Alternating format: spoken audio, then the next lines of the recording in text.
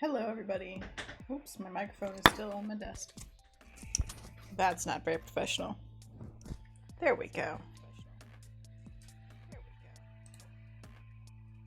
Oh, and I'm hearing the delay on my stream because I forgot to turn off the audio.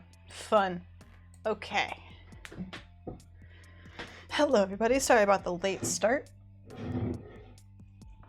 It has been a day of meetings that have made all of my projects more work than they were before. So, here we are. Now I've got some tea. I've had a snack. I've got this empty Photoshop document open. And we're ready to begin.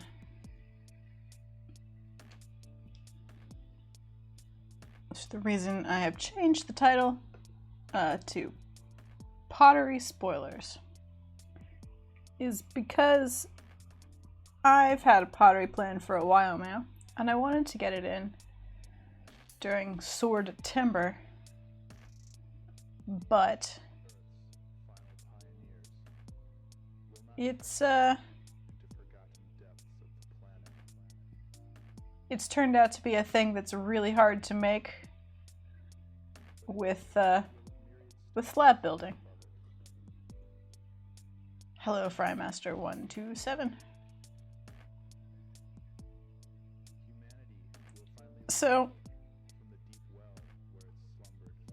I thought I'd finally figured out how to make it, and then yesterday I hurt my elbow and could not work with clay at all. Doing the dishes was terrible, so I couldn't roll slabs or, you know, swat them with a paddle or anything. So instead, here we are, back digital art. And the reason that I say I'm ruining pottery spoilers, ruining a surprise, is because I really enjoy springing things on people if I think that there's something that's particularly clever or that they will particularly like. And this is one of those things.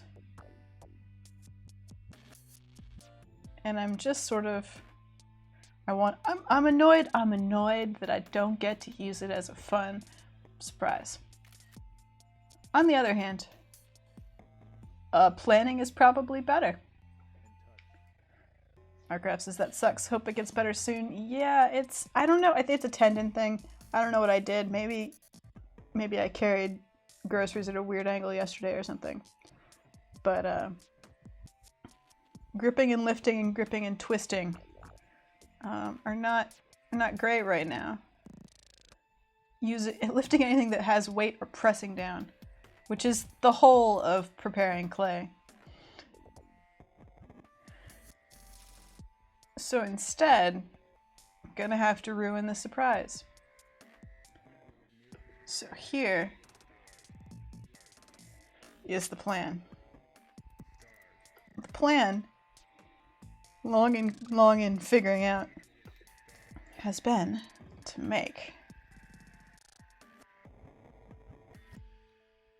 just see if we can get. Oh, why is this? Oh, because I'm using the pencil tool because work yesterday. That's weird. There we go. That fixes it. The plan has been, and I'll see who gets it first here.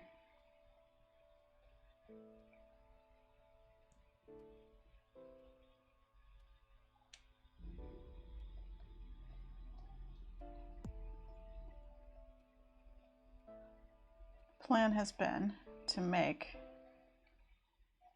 a specific sort of shape.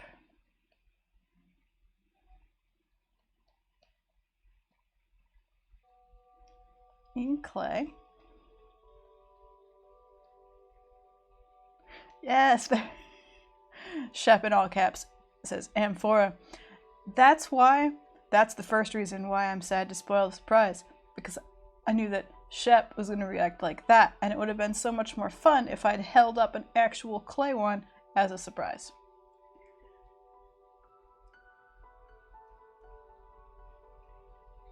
Figment Space as well. It's not cracked in a million pieces, so it isn't a metaphor for 2020. Oh yes, it's a use damage issue, not an injury per se. I mean, I guess it counts as an injury. Anyway, so the plan after I've made the Amphora was to show up with it on stream, and then we would do a decoration in this center bit where we would have sword fights and stuff. Probably some Quailin, maybe?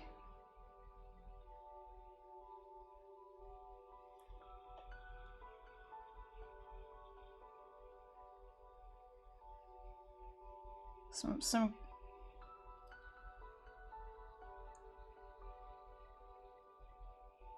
Quailin fighting, and I don't know who they're fighting. Maybe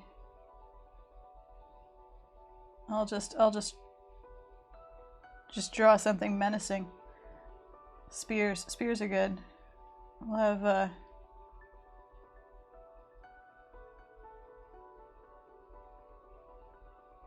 birds with spears.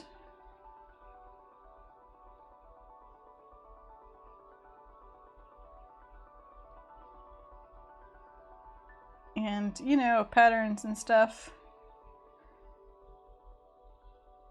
And so that's the thing I've been trying to make work in pottery for like 3 weeks.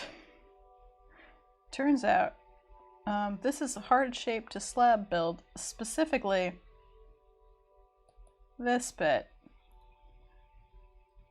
I can make a nice round body like the teapot. And I can put a base on it. But then working higher on the top here has a tendency to crush the weight down this way. And also trying to make a piece that gets thinner and thicker is hard. And then I have to decide if I'm going to turn it over and rest it on its like thin top while I try and give it a base, or if I turn it over first, so there's just a hole here, the base, and I try and give it the base while it slowly collapses this way from the weight of the base instead of the weight of the spout. Suffice to say, I haven't solved the problem yet. So I thought instead what we do today is design the scene that goes around the pot. So let's just put this up here. So it needs to be the sort of full circumference. So let's say hang on, let's see if we can find a calculator that will add pi for me.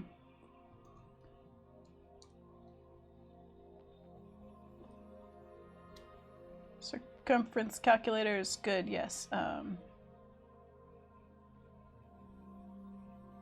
Circumference.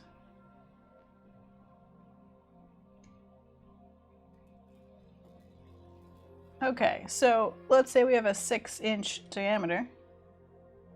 Didn't know you were going to do math today on stream, did you? So if you had a 6-inch diameter, it would be a little over 18 inches in circumference. So if, let's say, a 1/4 inch will be an inch in this case. So that's 4, 8, 12, 16, 17, 18. So about there.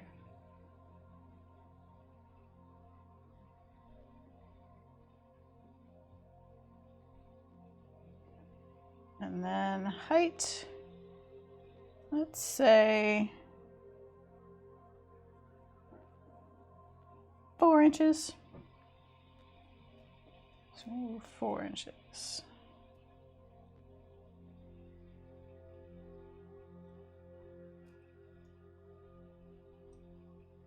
So that's the trick. Trick is, let's go back to chat. I'm looking at the calculator still. Which cases I thought Amphora had pointed bases, or was that just a specific type for the large containers they were used to ship in bulk? You are correct in the sense that it was just a specific type for the large containers that were used to ship in bulk. From what I can tell, the amphoras with pointy bases, which, if you don't know, look like this.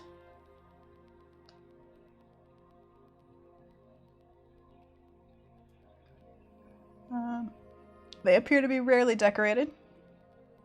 They seem to be the most basic shape, and they're used for shipping in bulk.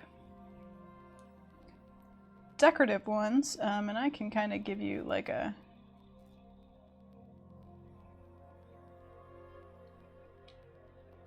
more general idea.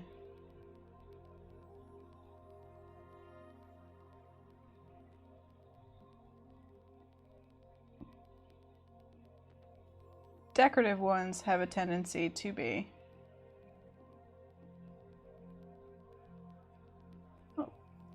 more like this with a foot. They're meant for display rather than shipping.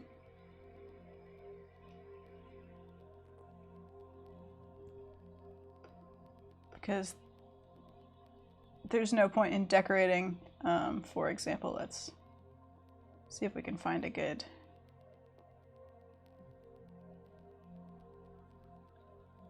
display image.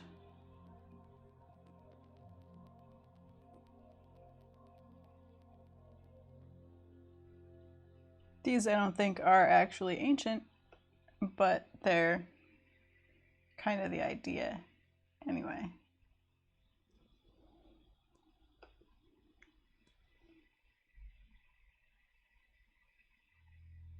Yeah, I'm not. Prime Master says the bulk ones look vaguely egg-shaped. I wonder if there's a strength benefit there. Yeah, did not look deep enough to figure out what the point is of having the pointed base.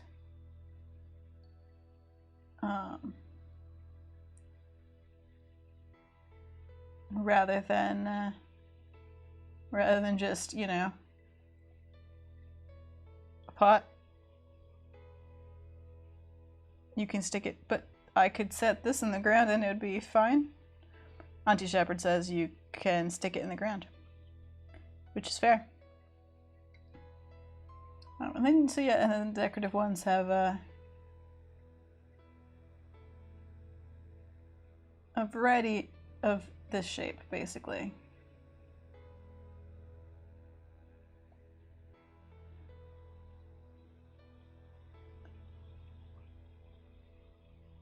Oh, T-shirts, and you'd have to make a foot. That is true.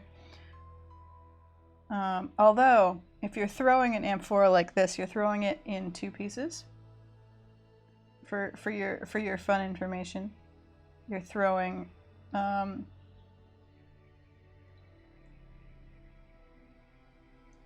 top.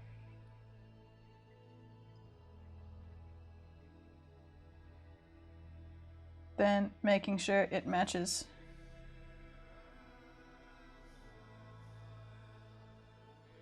and throwing the bottom and then sticking them together.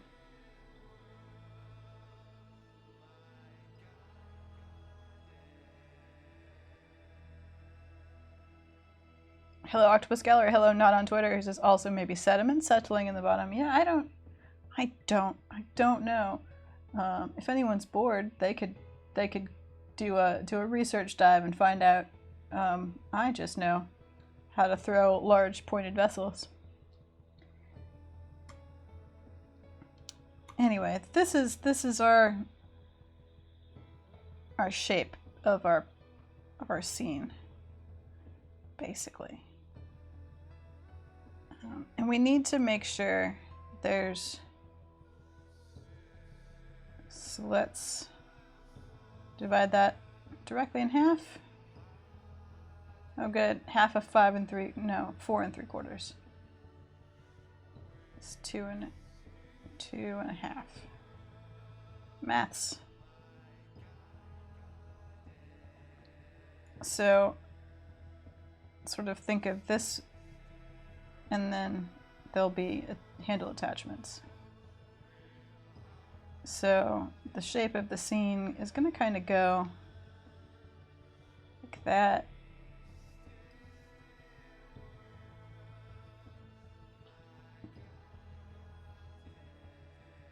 So we want some overlap so it feels like it's a full scene all the way around. But we don't want to sort of mess with the space that we need to cover with other pieces. Ah, Michiyuki has gone on an Amphora research quest. Excellent.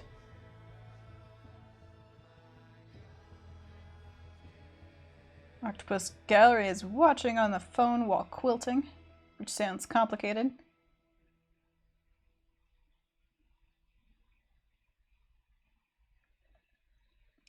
If you make a foot, you don't. Yeah, you do use less clay if you don't have to make a decorative foot. Although you could just make a flat bottom. Looking at back to my Amphora page, I did a bunch of sketches of sort of different shapes. And this one seemed the easiest to make. A more sort of vase shape is common. So it bells out more.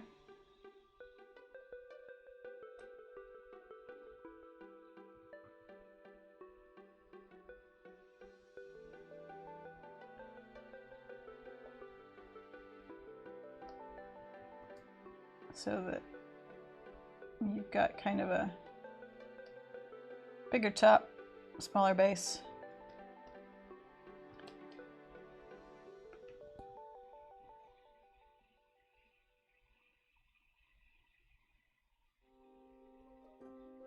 Flat bottom falls over, stick it in the ground and it stays upright better. That's true.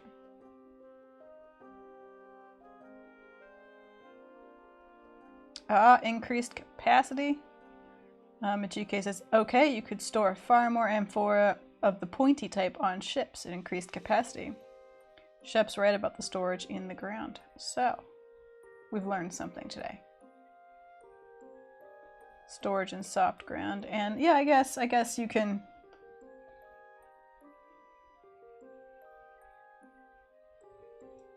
Basically, you've got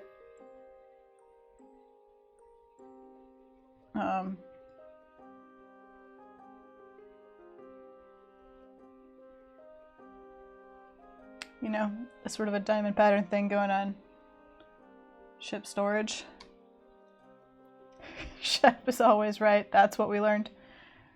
Is that the takeaway? Is that what we've learned? Fair enough.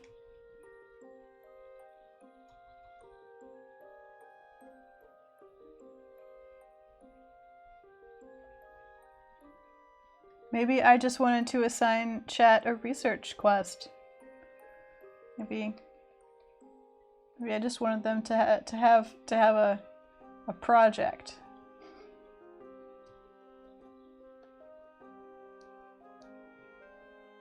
You never know.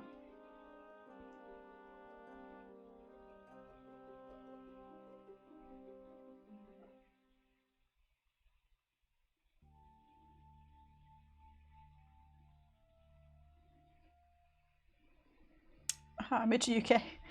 Weirdly, that part I knew. I didn't actually know about I didn't know about the neck. Although it makes sense. The fiddly bits are harder to throw, especially if you're using a wheel without power. In general, you can't throw handles. Handles are always added when the clay is leather hard. So, so here's the construction that Michike is talking about. As I said, they would be thrown in parts. So you'd get this top, and it would be, you know, that shape. You'd go all the way to the bottom. So this would be empty, not solid. Then you'd go and you'd throw the bottom part, which would come up to a point. Again, base would be empty, not solid. So usually when you're throwing, you'd start with a shape of clay that goes like this. This is the wheel. This is a cross section. And you've sort of put your hand in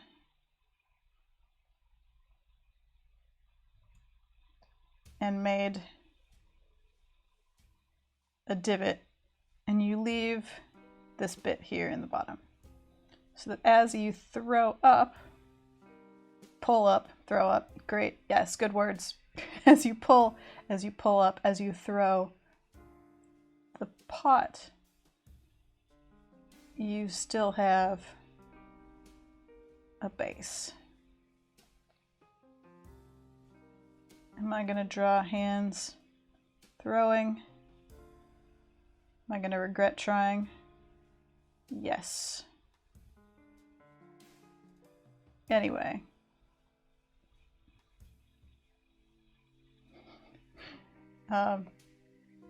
You end up with the base. If, however,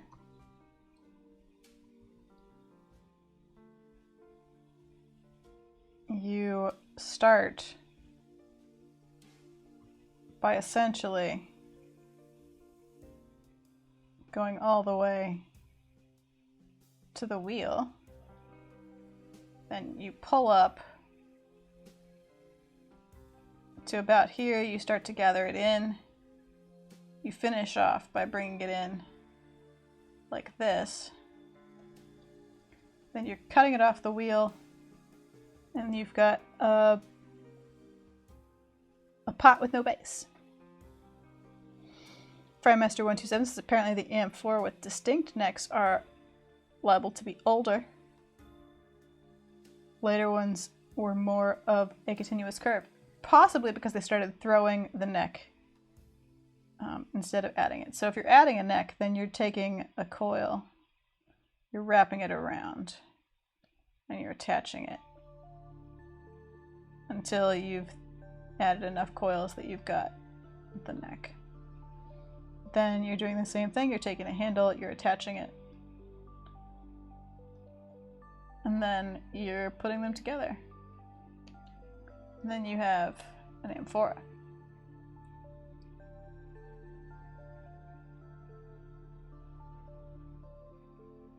So, I know, weird start to the stream. Pottery talk, historic pottery talk. Valkyrie, there is music. No one has said that it's too quiet to hear, but it might be.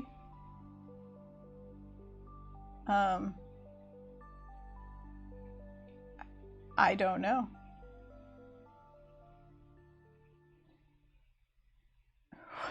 Shep now do craters.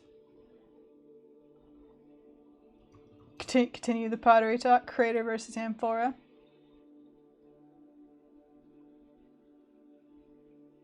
Now see.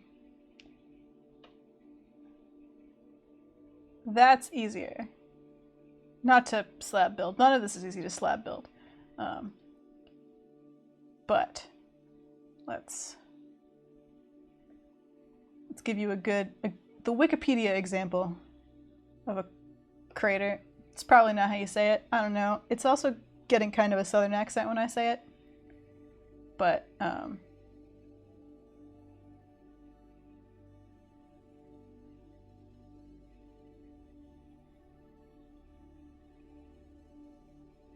yep, turn the music up a tad. You got it.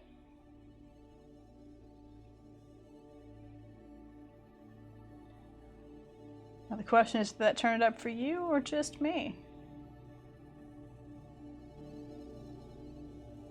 How's that? Do we get that sorted a bit there?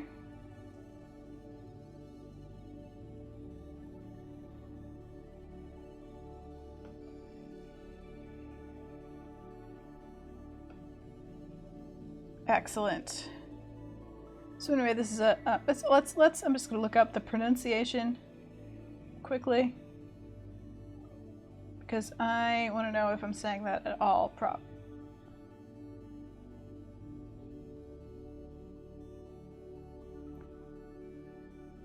Kratir? Kratir? Kratir. Maybe. Yeah, Kratir, yeah. And E instead of A and Shut, putting it in chat in Greek does not help with my pronunciation. Good morning, they might be scientists. Anyway, so this is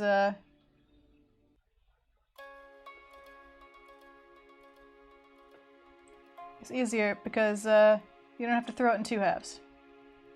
You can just throw the whole thing. Probably afterwards they added sort of a decorative. The handles would be added afterwards. In this example, I think the foot is maybe like also added afterwards. Unclear.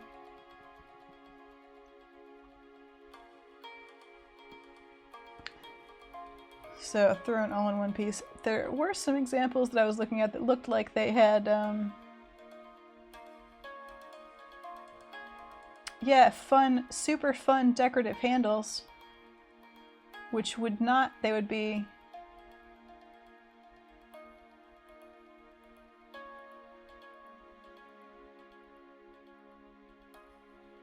added after the fact.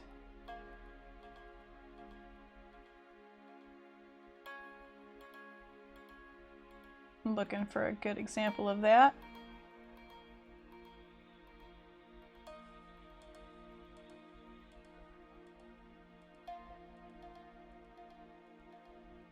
Yeah. So that's a very small image, but you can see the super decorative handles.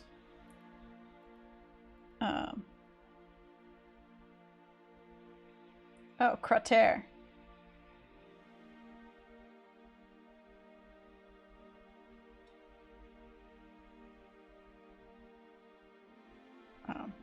So you'd this is quite a complicated shape, and I suspect that you'd throw this bowl and then you added the foot, the rim, and the handles separately, and you made them with some sort of mold, but I don't know for sure. I do know that the Greeks were pretty darn good at making pottery.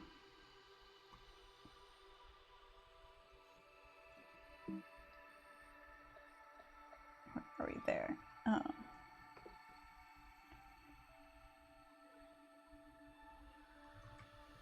So wait.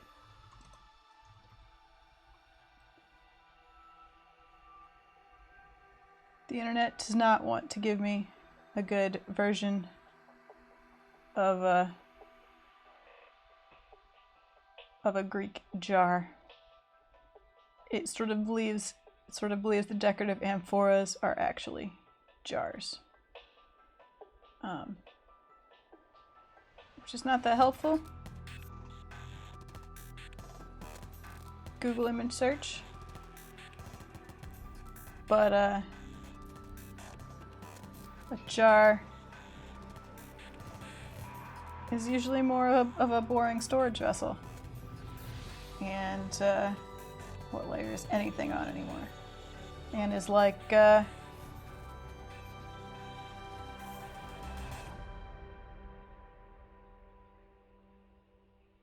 Like a jar.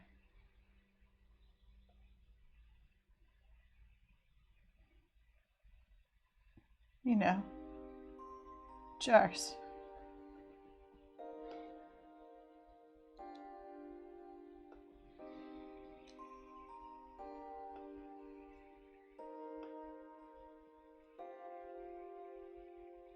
Wow, wow, music bot. It's a little violent. So. Oops. Oops, oops. I accidentally minimized you, chat. There you are. I'm tired. That's why this is chaos. Did I apologize at the beginning of the stream for that? I don't know. Probably should have. There's still time.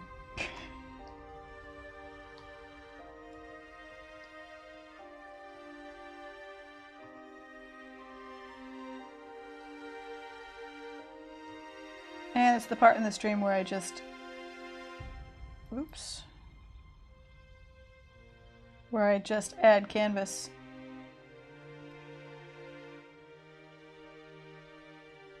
For fun.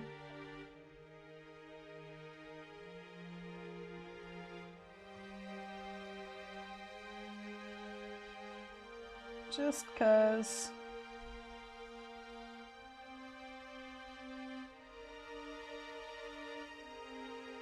Okay, a little bit smaller.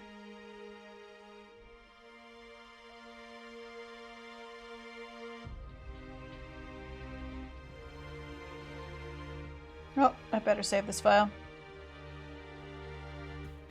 Because,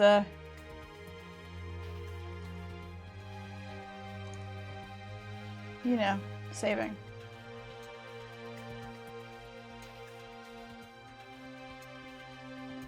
Now, saved, saved.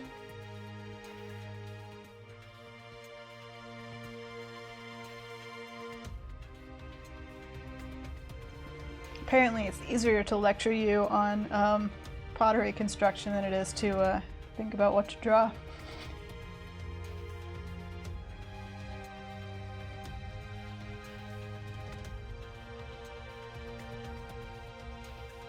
Who knew?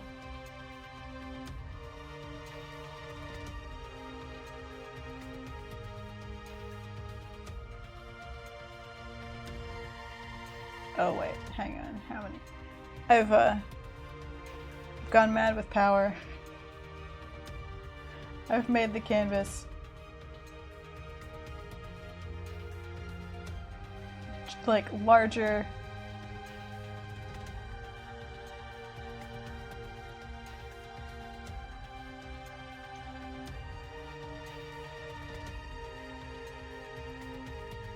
Than the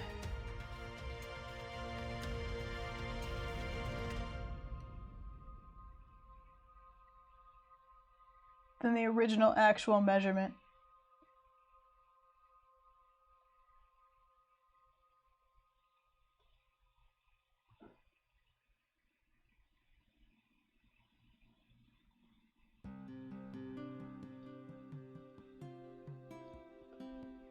Alrighty, music down again.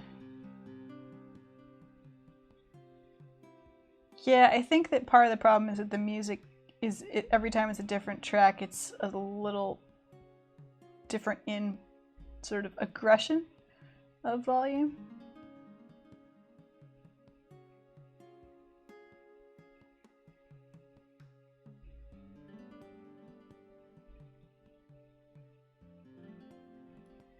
Valkyrie, what do you mean why Twitch doesn't have a separate feature for this?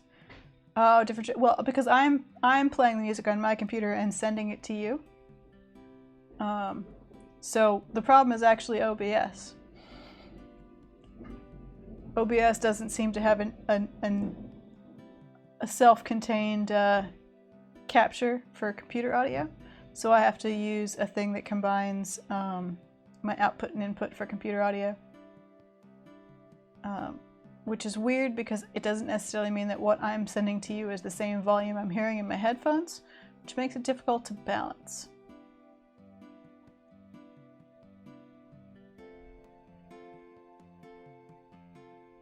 but I have turned the music down.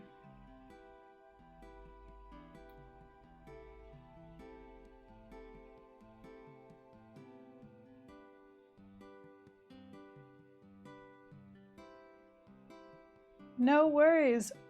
Please always tell me if the audio is weird or bothering you, because I can't tell. Warcraft's alternately music bot itself could have a feature where all the music was approximately the same volume. Yeah, auto volume adjustment would be cool. Shep says, Kevin says you might want to try Streamlabs. I've tried Streamlabs. I'm on a Mac, which makes everything approximately 3 times harder when streaming. And Streamlabs was new for Mac at the time and not great. I might try it again at some point, but I've also at this point set OBS up with all the things I wanted. Yeah, see, Kevin knows.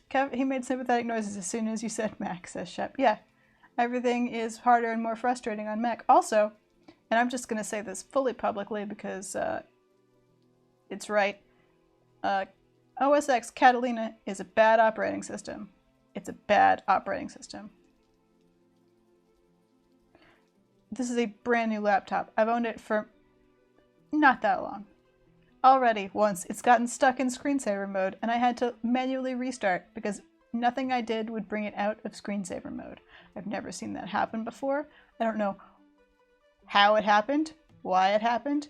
I didn't know it could happen. And Valkyrie says, I'm currently struggling with my work laptop since Catalina. Yes, Catalina is a bad operating system. It's bad. It's just bad. It's bad and I don't like it. So thanks, Kevin, for the sympathetic noises. It's good to know. It's good to know that my pain is not solitary.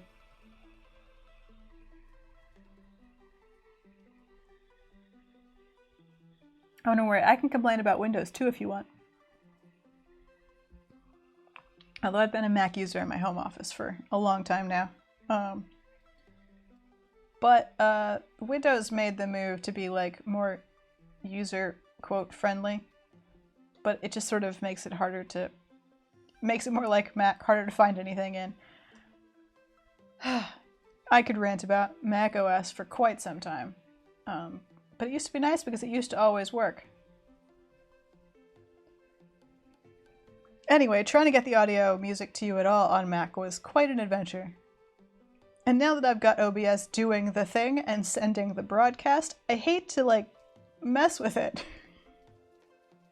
Now that it works, I sort of don't want to touch it.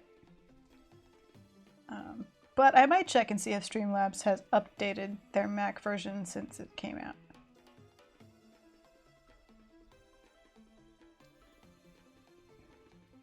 Ah yes, Mitchie UK, the shenanigans. Oh, the shenanigans we have, says Mitchie UK. All the offices I provide admin to of shiny laptops with Windows 10. Yeah, Windows 10 I hear is quite the adventure, much like Catalina, the Mac OS.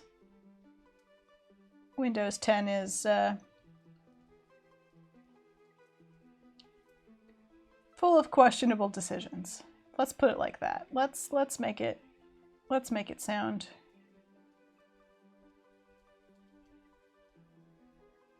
Let's make it sound nice. What am I looking for? I'm looking for the Bird D&D folder. That's what I'm looking for. Yes. So.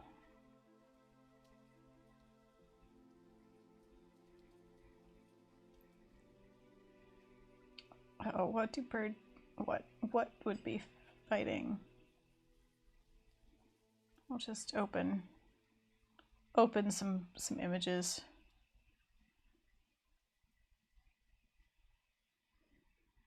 Let's see where we go.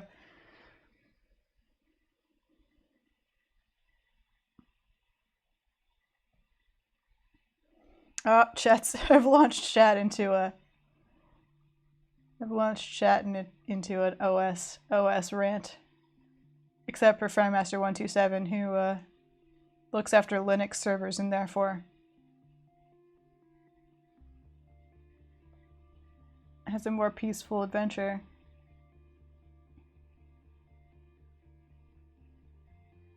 We're processing our collective traumas as Valkyrie. Yeah, I just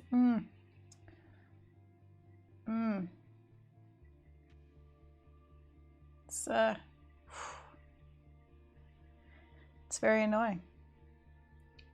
I will say that Catalina OX is less annoying than the previous laptop, where the OS stopped believing that my graphics card worked. That was quite the thing.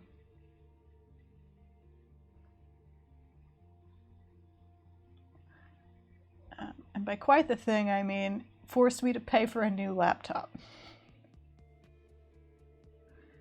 So I'm still not happy about it. Anyway, be that as it may, we have an Amphora to plan. We have an Amphora to plan, and we've spent almost a full hour of stream not doing that. We've done some math. I've taught you about pottery. We've learned about Grecian pottery history. And we've ranted about Windows and Macintosh. Is it still Macintosh? Is it just Mac? Have they officially shortened it to Mac? I don't know. I'm old. Forgive me. Apple.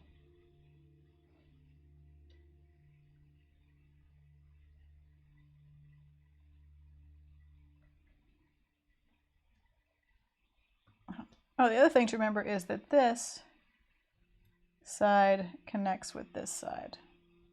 Oops. So it's sort of a wraparound.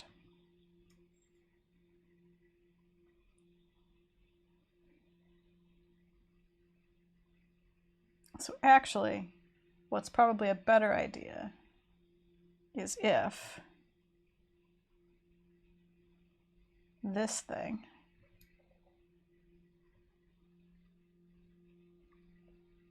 instead of there and there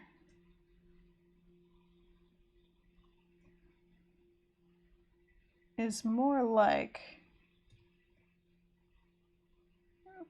here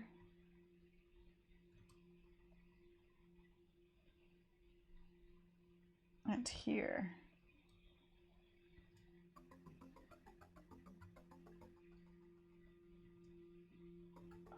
Maybe a little bit, oops, a little bit more this way.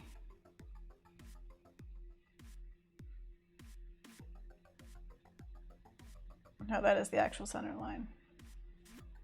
Right there. So, yes.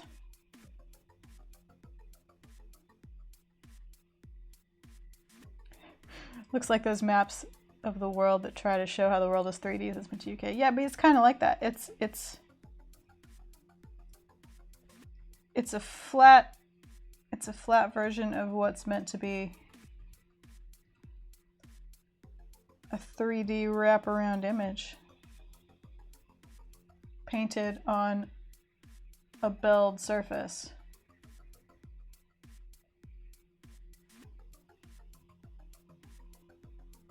Auntie Shepard says, I think the Greeks gestured directly on there and saved themselves trouble. Yes, they did. And that was, in fact, my original plan.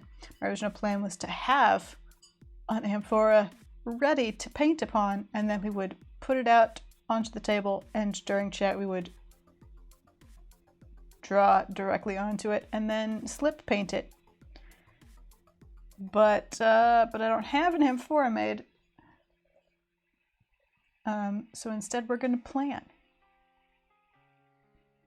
We're going to plan ahead. So, and also we can do multiple, we can play with multiple ideas this way. This actually doesn't have to curve around like that. I don't know why I decided that it should. I think because it looked clean, but we just need to remember that there's like a handle here and here. It doesn't actually need to.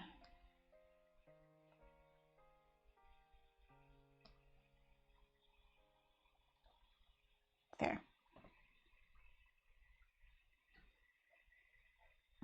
Shep says I just need to start making payments to you on general principle.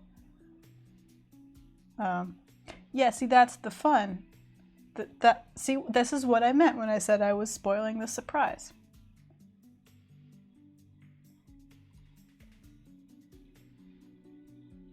I was like, oh, this will be fun. Everyone will like Greek pottery, especially Shep.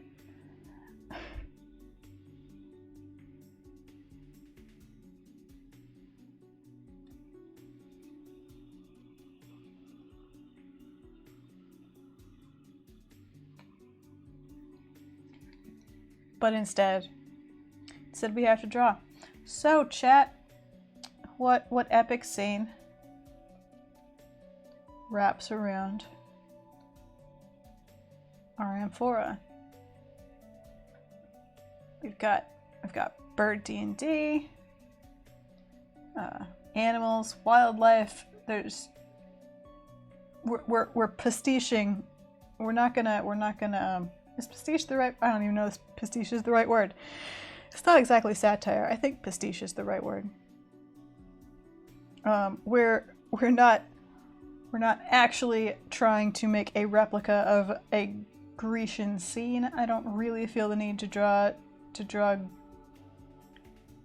warriors with Greek shields. Trying to copy actual Greek amphoras. More fun.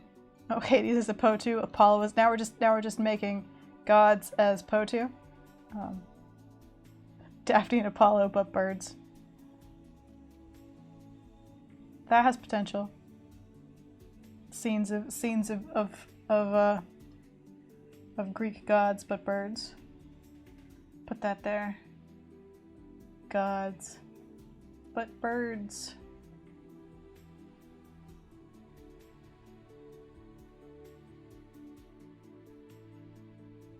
Ooh.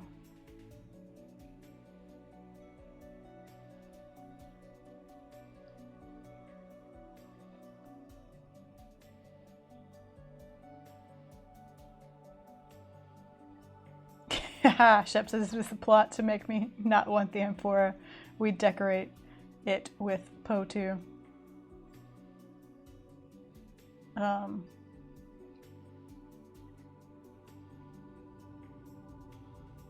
Maybe they're concerned. They feel that you need to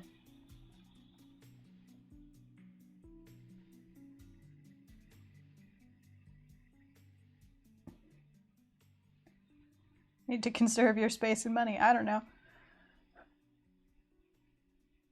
Valkyrie says the story of Daphne and Apollo really appealed to me as a young queer. It's fair.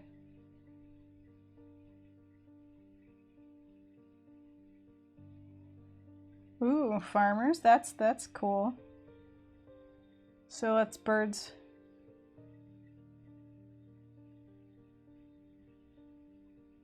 With scythe plus wheat.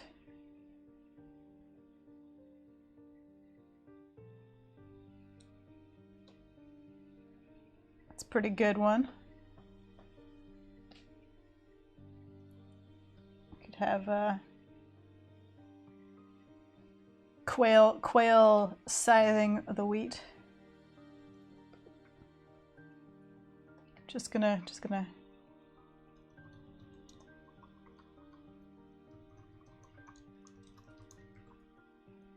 Google Greek farming scenes and see what I get. Oh, some people with trees. Some people with fishes.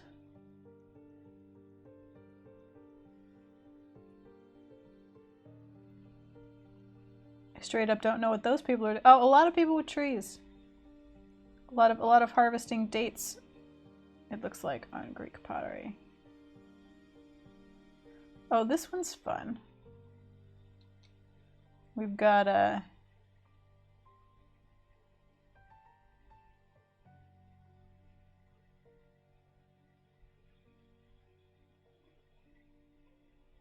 Kretar with some little farm scenes, plowing and hoeing, and it looks like sewing maybe over here on this end. Just put that away before Twitch gets mad at tiny Greek naked people.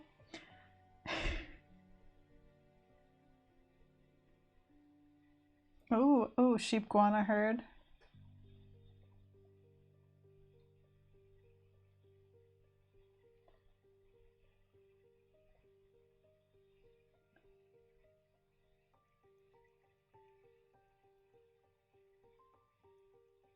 I think they're dates Figment's made.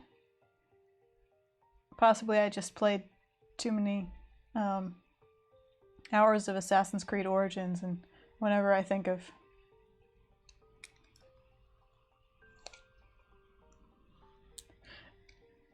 knocking fruit off of trees, it's dates.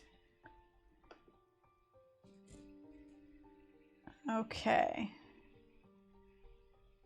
So we've got a sort of Daphne and Apollo gods but birds scenario. We've got a bird farmers harvesting, and then we've got a Sheepguana herd plus a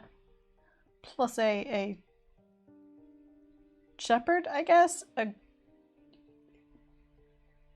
Did we ever figure out what Sheepguana herders were called? We tried that once, didn't we? We had a whole conversation about it.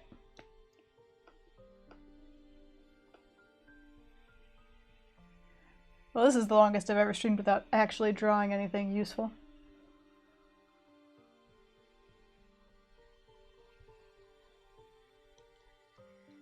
At this rate, I'm going to get to a break before I manage it.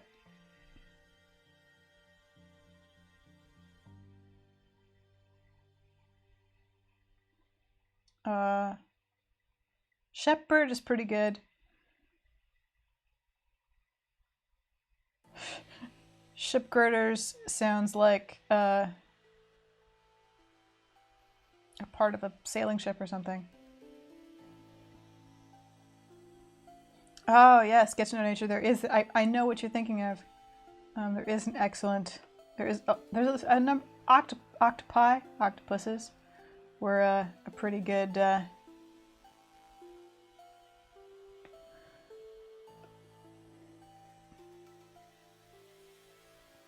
Pretty good frequent image. Excellent octopus.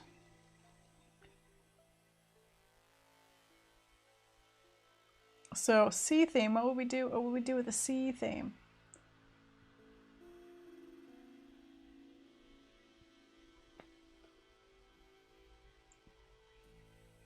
Just an octopus?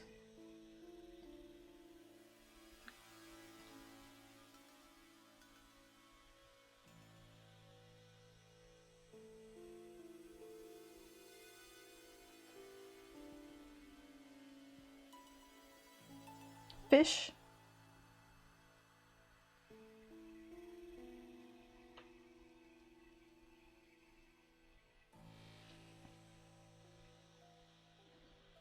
So I mean, look, the only fish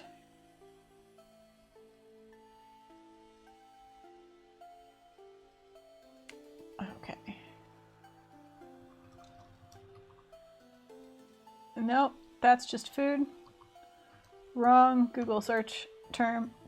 Greek fish scenes does not work. Oh, well, that gave me nothing.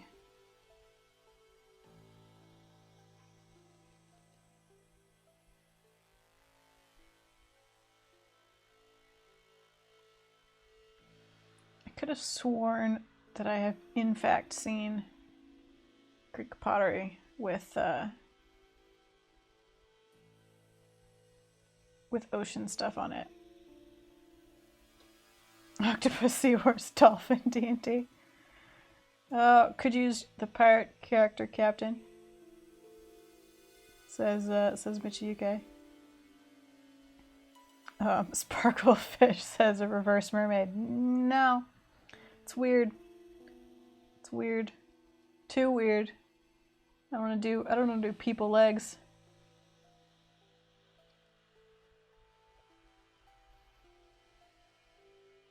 Alright. I think we're gonna start with, what are we gonna start with? Yeah, I have to make a decision.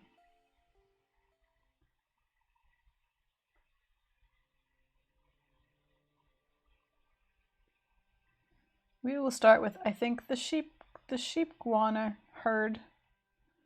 That feels fun and weird.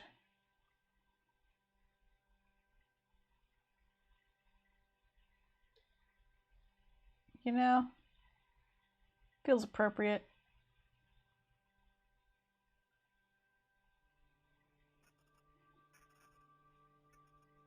I really should just have a folder in my reference called Quail, honestly. Why I don't is a mystery for the ages.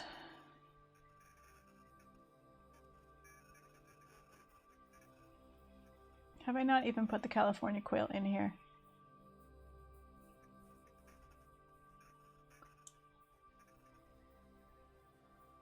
Yes, I have. Good.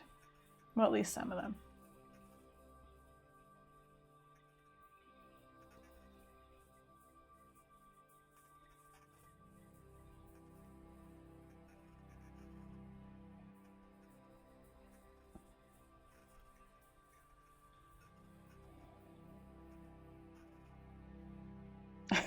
Sparklefish wants me to be sure that they know that they're not leaving, because I was like, no, reverse mermaid is weird. They're just leaving because they have to leave. Don't worry, Sparklefish. It's okay.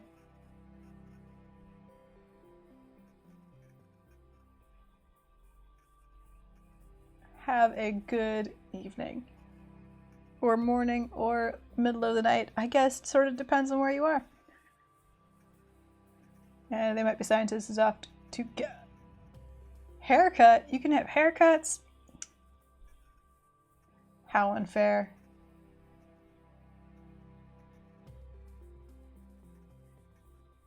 Well, an alarming amount of chat is just like done before we get to the good bit. What can I say? It's been a week. It's been a week. My brain is scattered. And all of my meetings today ended with me having more work than I thought I did instead of less work than I thought I did.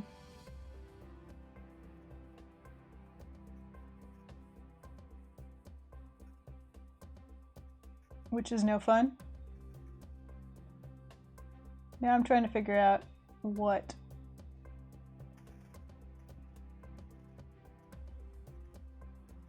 Okay, yes, it's something like a wrap around the waist. Yes. Okay.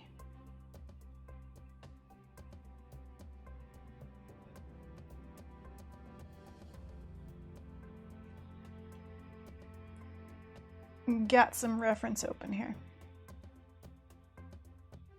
At last. Yeah, all my meetings have been surprise more complicated than I thought projects, and surprise more revisions than I thought projects.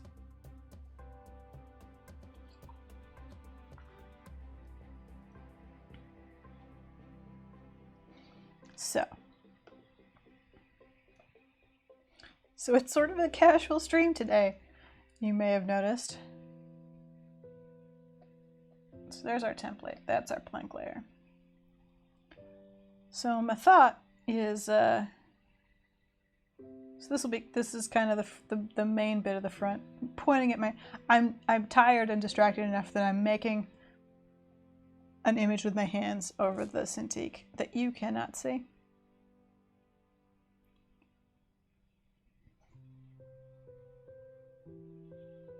Mitch UK says we use MS Teams, but because of restrictions we can't use video, so at the meetings no Now I can play games on my computer and no one can see. See, it's not, there's like two of us, there's not a big enough meeting. I'm an independent contractor. And the director for this one project anyway is one I've worked with for more than a decade, so we're fairly casual. So at least I've gotten to complain about it. But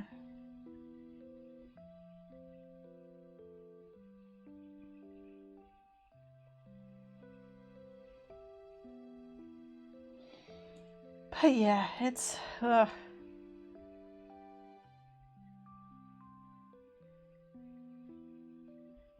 had to use my brain. It was hard.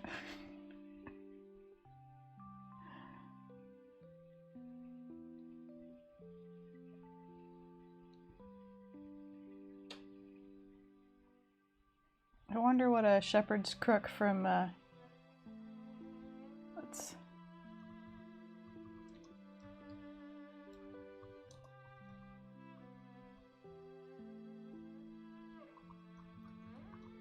just call it a staff.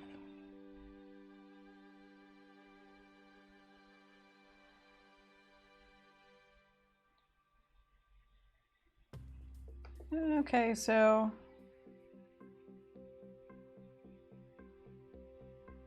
something like that, I think,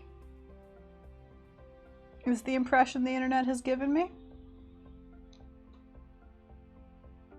Kitchen Nature says no brain work should be required on Fridays. I know, right? I mean, it could be worse. My director had a longer meeting before our meeting.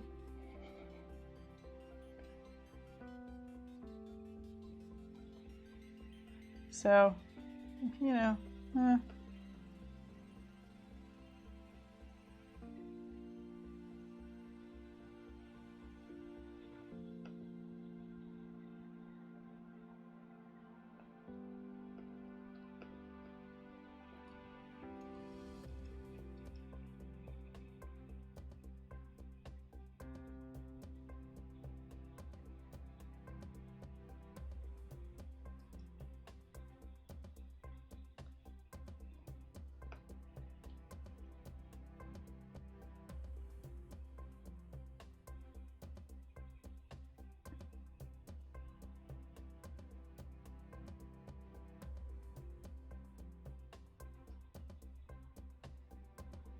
oh, it needs to be long enough to, it needs to be, well,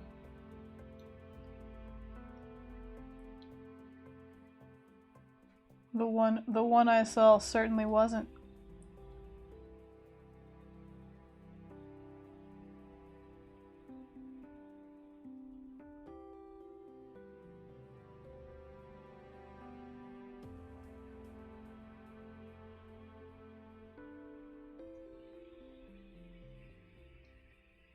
Okay, now, one of my main questions.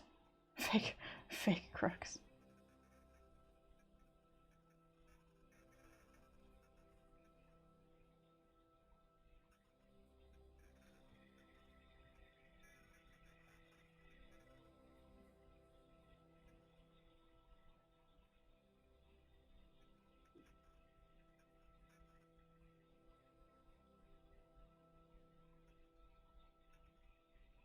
Yeah, I think I ended up with possibly a more modern Armenian shepherd.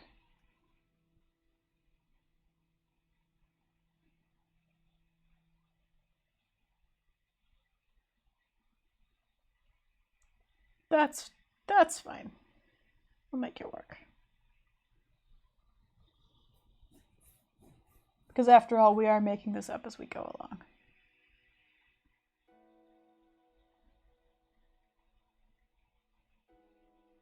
As you do.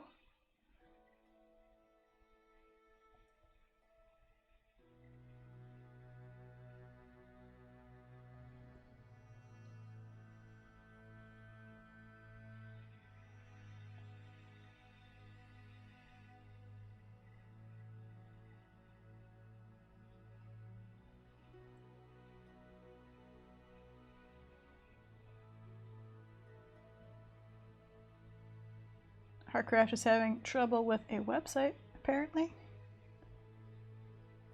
Does not come in English, just German and various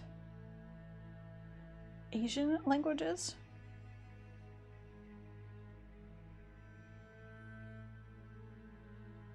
Meanwhile, our craft is drinking Vostok pear and rosemary soda. And I am trying to figure out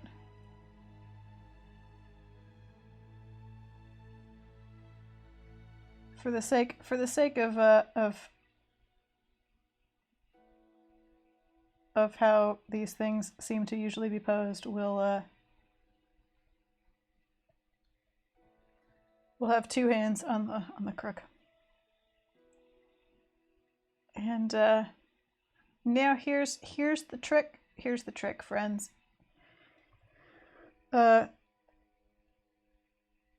Greek pottery, workers sort of only have like a wrap on, like essentially a skirt, a waist wrap, and as we know, birds don't wear pants. So there's that to consider.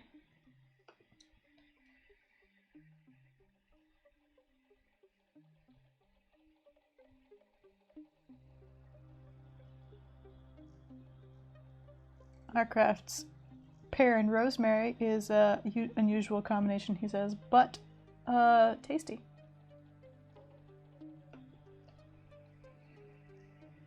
So let's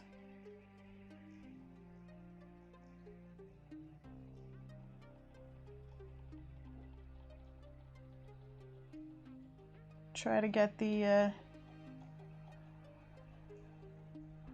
gist of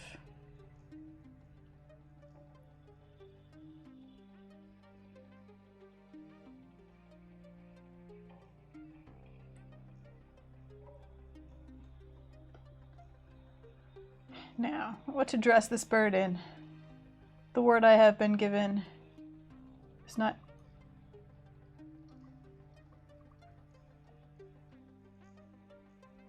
Chiton, which I'm familiar with, but Chitniskos.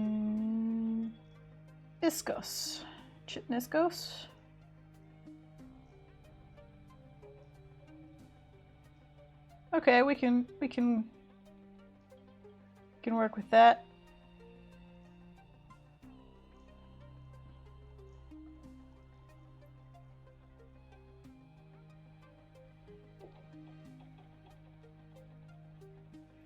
Pear and rosemary is apparently very good together, very fruity and refreshing, says Artcraft. Ah, Kitaniskos.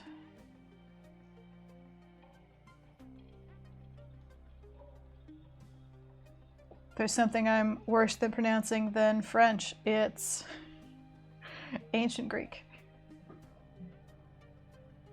So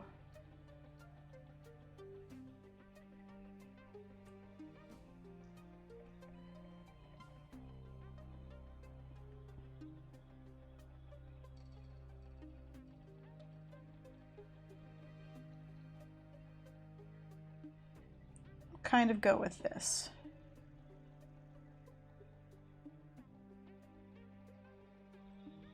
I think as our general idea.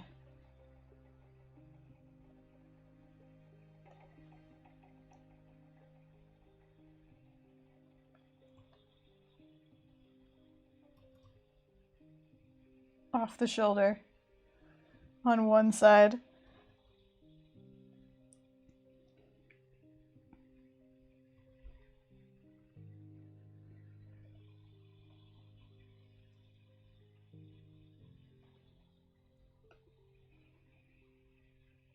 Yeah, that works.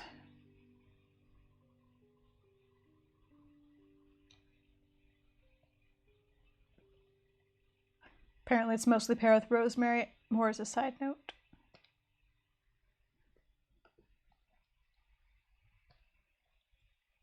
how to make this.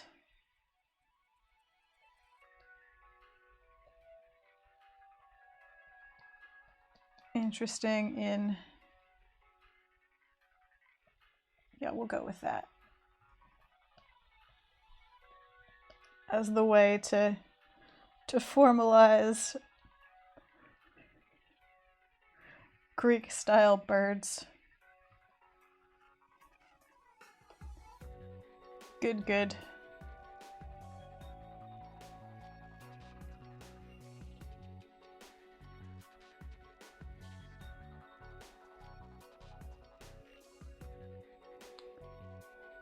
Look, I just think the one-shouldered is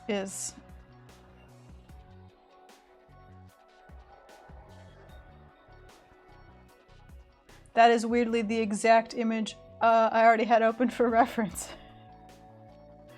Shept had linked us to the off-the-shoulder one. Yes. One-shouldered. I mean, it's just sexier, you know? Valkyrie says it's a small internet. Yeah. It's a small internet. I had something else open. Where did I put it? That is not where I put it. Ah, that's where I put it.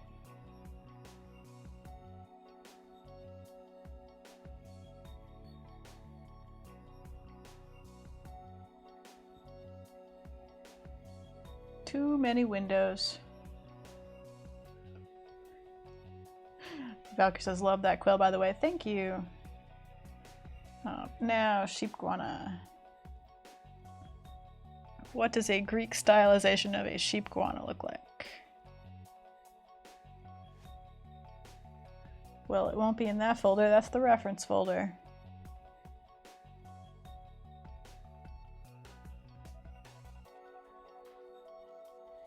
Oh, just search. Search like an adult. There it is.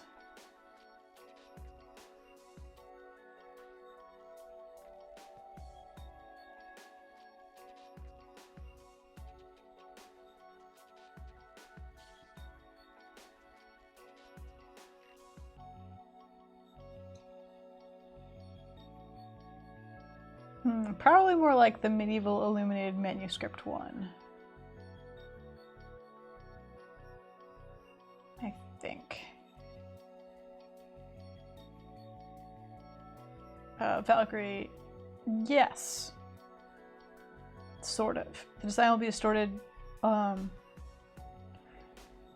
some, but where's our urns? There we go. But the actual image itself won't be on the sort of the steepest parts. So it will be only distorted a little bit. It'll be on the sort of wide band of the middle there.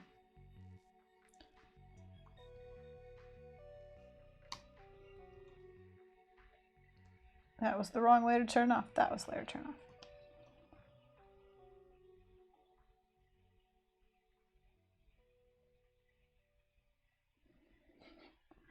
Mitchie UK says, I bet when you started being an artist, you never imagined that one day you'd be asking, what does a Greek Sheepguana look like? And not specifically, no, but it is 100% the sort of thing that Child Sarah would have done. Child Sarah would have definitely tried to make a Greek pot with fanciful creatures on it.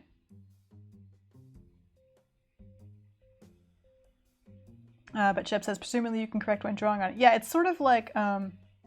yeah, I'm drawing directly, so it's sort of, this is just a plan. It's sort of like if I was designing a tattoo, I would then need to put it on the person and then edit it slightly. Not that I would ever do a tattoo, but if I designed a tattoo, the tattoo artist would then put it on the person and like edit it slightly to work with the curve of the body that they were putting it on. Because it will distort the shape.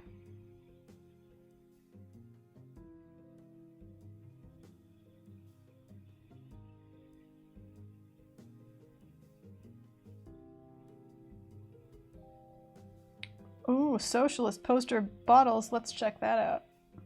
Because I need more distractions.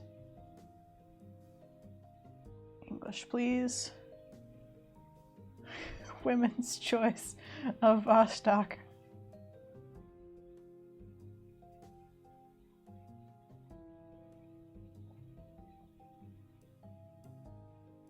She looks very severe with her fruit and her herbs.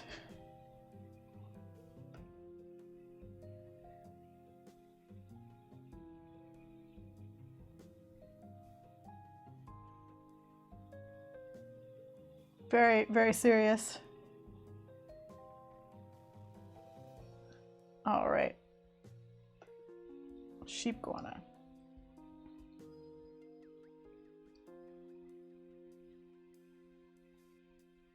So I've got this very good sort of a violent but detailed depiction of animals on an urn, an amphora, an urn. I don't know. It's a pot, a Greek pot. And I'm kind of basing the animal sort of conceptually on that.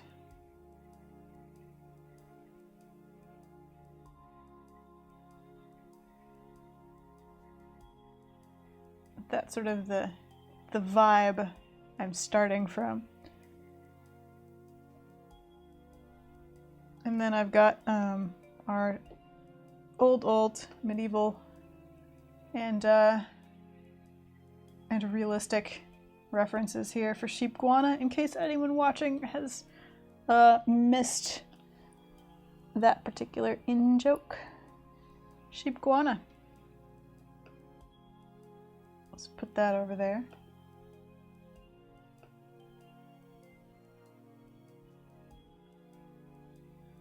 Move some stuff out, so I'm thinking it's more towards the medieval version, like not completely, but because I kind of like the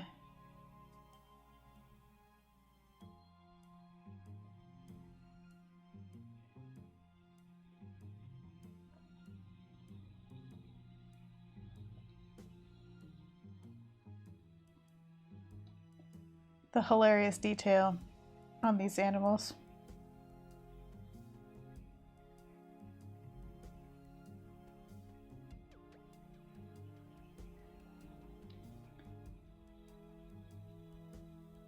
But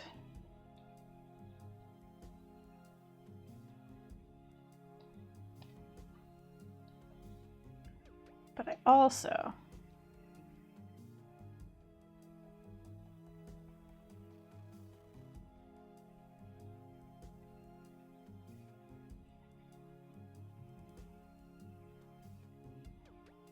well, I'm already into this little face.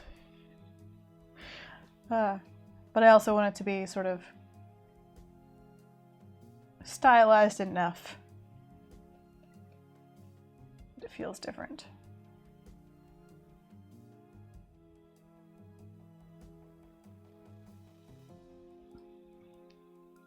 Let's see, some horns.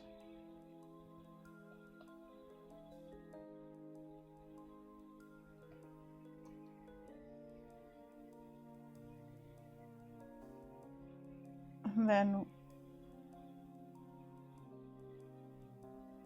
the carefully drawn musculature of the legs.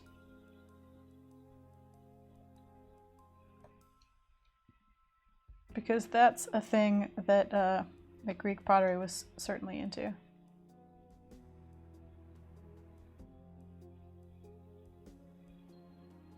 A weirdly specific amount of detail.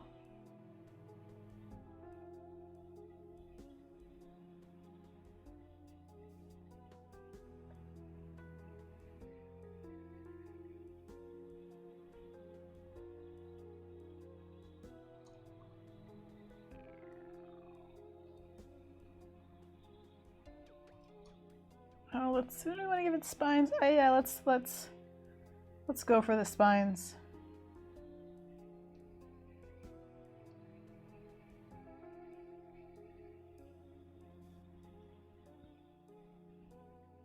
You know what?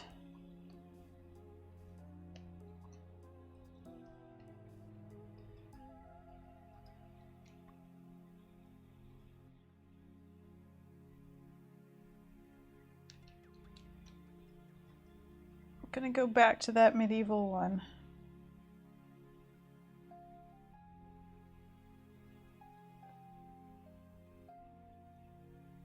And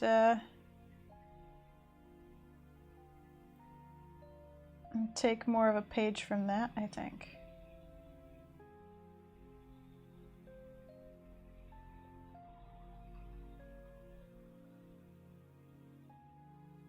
Make it a little more upright.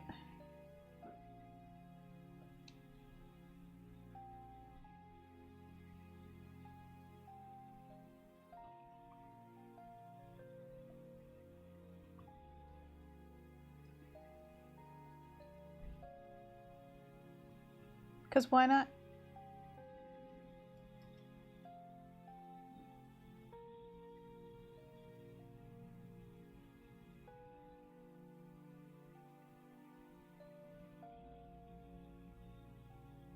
Oh, let's see. And then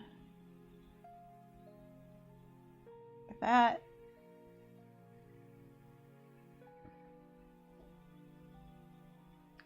But now do we give it sheep back legs like we did in the medieval one? Where they have, like hawks.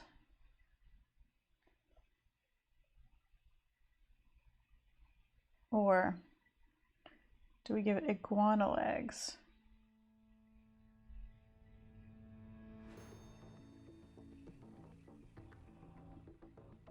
Iguana legs, I think. I think the iguana legs are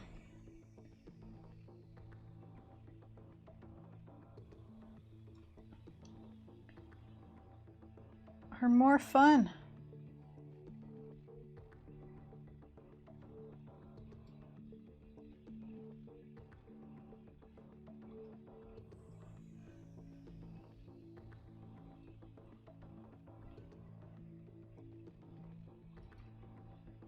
Has more of a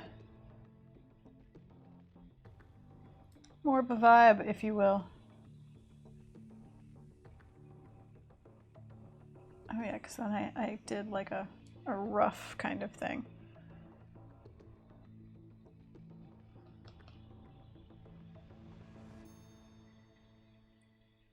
I was not paying attention, and I have apparently been rated by 62 people. Oh no. So many in-jokes to explain. Hello, David Peterson and company. Oh, look at your charming, adorable little mouse guard icons. Your mouse guard emotes are charming and adorable, and I love them. We're designing Greek pottery with anthropomorphic birds and horrifying monsters made of sheep and iguana. So if that's your thing, please hang out. I'm just here talking about how I'm trying to translate Greek pottery styles into imaginary creatures. For reference, I got some of my actual imaginary creature drawings. The Sheepguana, medieval and history illustration versions. Oh, David Peterson decided to raid because I love the visual of the quail shepherd. Thank you. Yeah, we're doing I have no idea what just happened to the reference image of the... There it is. We're doing some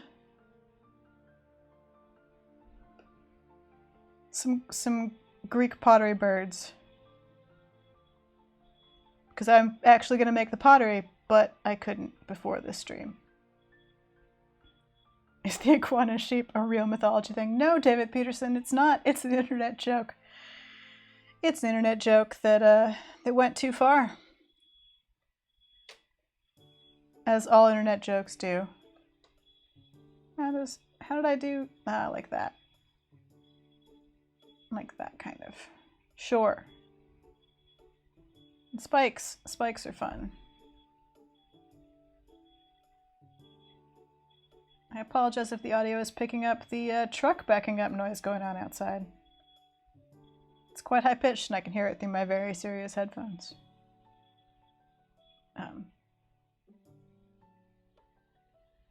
Danger Daphne says, so now it is real then. Exactly.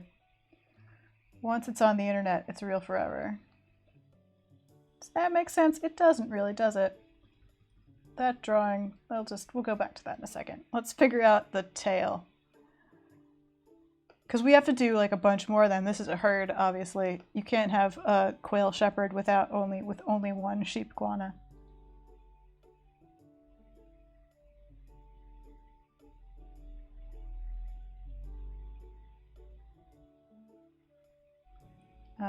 David Peterson says, I like the idea of adding to the myth.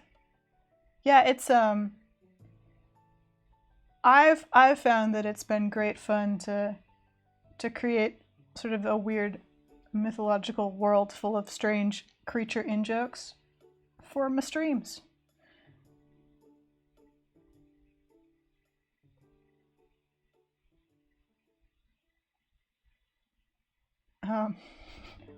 Is that where it's coming from? I thought it was the audio from the video I was editing. I was getting, oh, I'm sorry. Gets no nature. You thought you had a weird backup beep. No, there's a truck outside my house. And for some reason, its backup beep is hilariously loud. Tails. Oh, let's see. We've got this epic pot as our example here.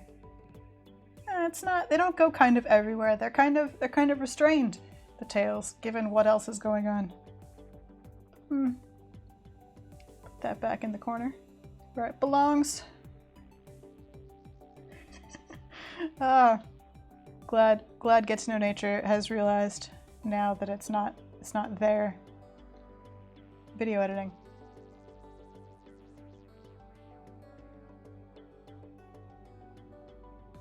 Ooh, David Peterson drawing some characters that could be anthropomorphized versions of sheepguanas. That would be super cool.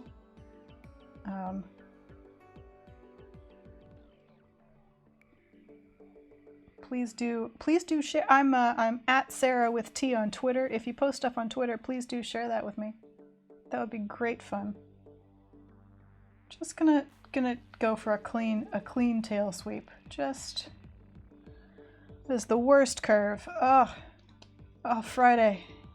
You're being so unkind to me. Just one in one clean line. There. We're gonna slip paint this on pottery. I don't know why I'm being so careful about a sketch for a thing that's gonna be immensely more difficult when I actually do it.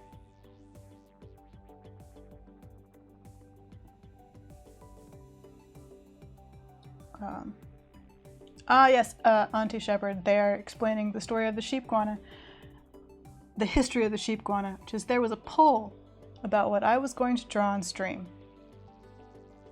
And in that poll, I was using iguanas to sort of troll my friend, Auntie Shepherd. Yes, because I'm a terrible perfectionist. That's true, Auntie Shepherd. Anyway, I was using iguana to sort of troll Shep, and someone wrote a poem about sheepguana because there was some shouting of sheep and iguana back and forth. And then poor Hannah, my moderator, got tagged in like 100 people just shouting sheepguana and had no idea what was happening. Her mentions were just full of a random imaginary animal that didn't exist until Twitter.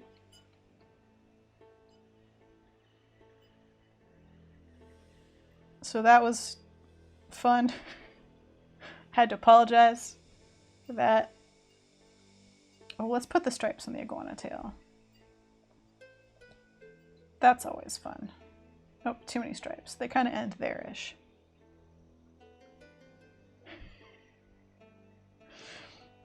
Yeah, I know you get used to your mentions just filling with someone shouting something in all caps after a while. Yeah, David Peterson, do you usually do anthro art? Because we have a whole bird D&D to go with our Sheepguana. They usually show all the legs in Greek pottery, don't they? Where am I going to put the other leg? Up here, back here. Let's put it on his toes. Make it an action pose, sort of. Like that. Oh, he looks so, I'm still just, his face is just so adorable and I don't even, oh, that makes it even cuter. Look, he just looks so friendly. Get him a circle here for scales. Just a couple of scales. And then, like that. Well, now I've started using the Mr. Natural voice.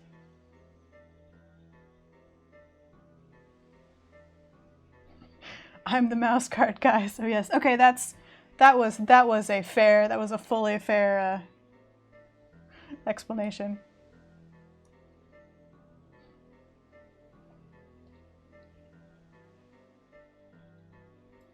I feel as if possibly the deluge of mouse guard emotes should have clued us off. That was the case. But I am bad with names. Hilariously, if I saw your art, I'd know who you were, because I'm good with pictures. But I will immediately forget names. Where are we?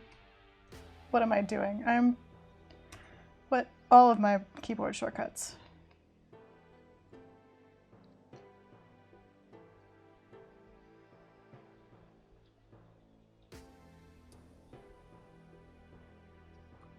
Okay, David Peterson is terrible with names too. I once, a friend of mine who also does pottery was the receptionist at a place I went like at least every other week. And I realized we were friends already at a certain point. We were trading tips and like vegetables from our gardens and things. And I realized about half a year in that I fully did not know her name. That I had forgotten it completely. We never used names because you don't at a certain point. And now I was so far into the process that I could not ask. It would be so weird to ask someone you'd been friends with for about 6 months what their name was, that I just had to wait and hope someone used it. It was so nerve-wracking.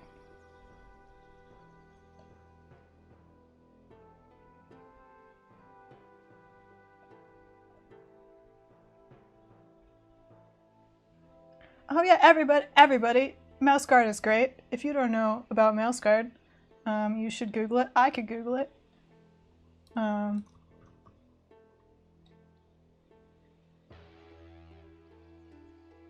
It's amazing and adorable.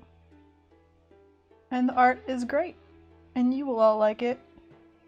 Because you all like the fact that I drew a bowl that says I care about you. Let's find a really good... Oh, here's this one's the proper one for my people. Let's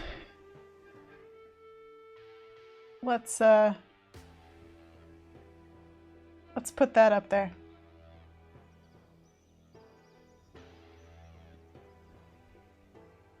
Yes, new books to buy. Let's just put that on screen there. Because it has a quail on it, and I know how you feel about quail. Oh, that gave me a real clear version of the delay going on between when I minimized that and when it disappeared. No problem. May have noticed that we have a thing for quail here. So okay. Let's do a. We need a new layer. The Sheepguana back here, who's like grazing. I guess Sheepguana graze. Sure. Oh, let's have a smiley face kind of look.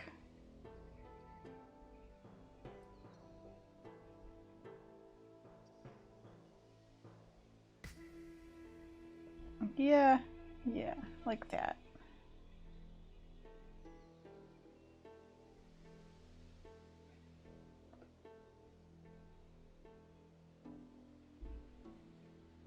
It's oh, I left that there. It's really, yeah, it is a good cart. And good mushrooms.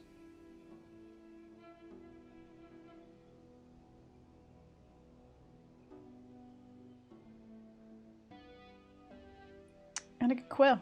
Just put that on the other screen where it belongs. What is... I see what's wrong. I see why I don't like it. Problem solved.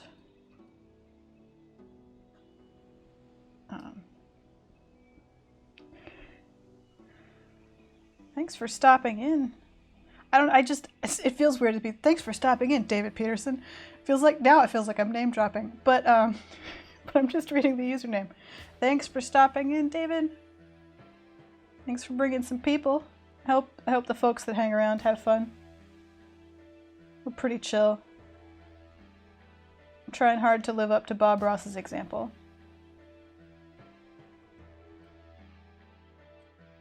Thanks for the raid and have a good dinner.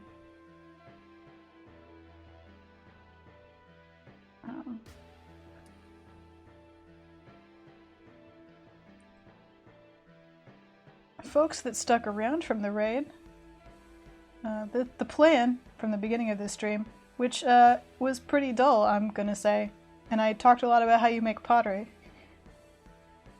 Bob Ross with quail and sheepguana. The plan is to actually make this. Where's my Amphora drawings? Look, this is explaining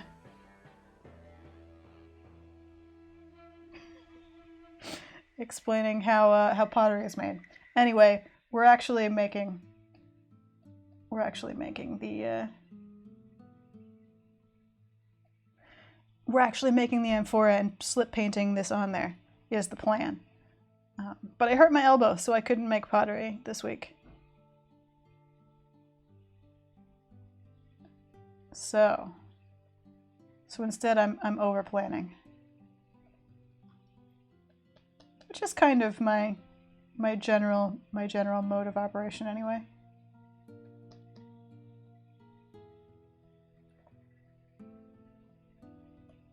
Is to overplan. Now it looks like a multi-headed sheepguana. I don't know what to do with that. Ah, stop it. Stop it, Shep.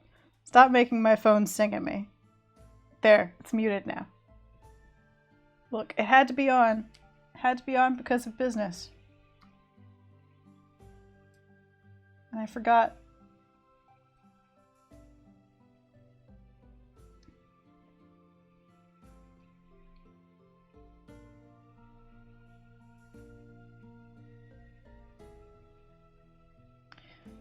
That's okay, that's fair. I don't think talking about how to make historical pottery is boring. I quite enjoy it. I'm a nerd. But if you came for drawings, what you got was a lecture. What you got was a lecture on the history of pottery.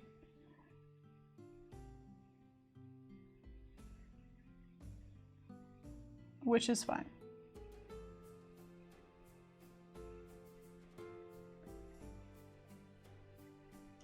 This may be too many legs, maybe a problem here.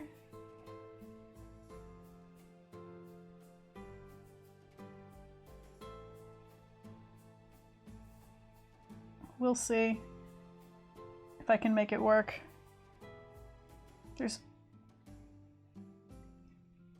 Greek potters were not afraid of overlap in their decorations.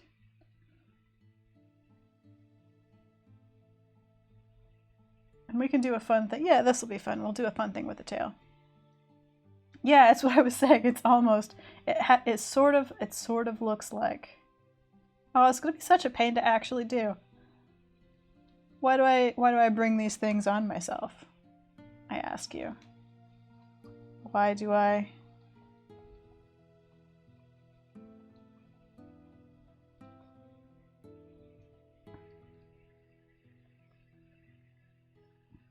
Gonna pretend that this will work this way. It's not how slip painting works. I'm just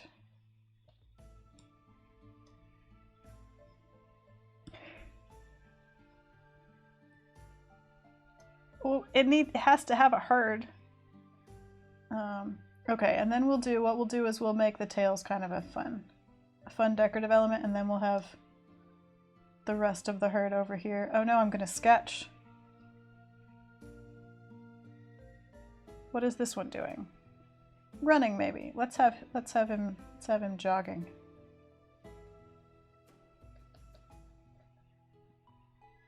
That seems fun.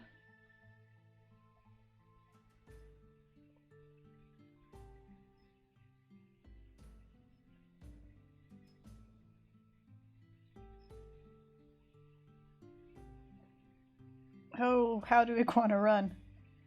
And like that? Is it? I think it must be.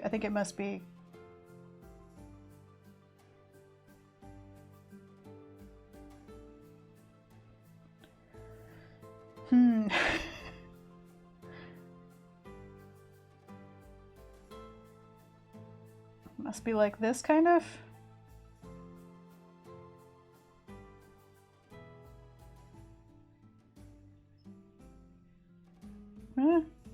Maybe? Oh dear. Am I gonna have to look up a video of... I'll do it later. I won't make you wait while I look up a video of a running iguana. And then a running sheep, and then compare them. Again, new viewers, my actual job is animator, so sometimes these things happen.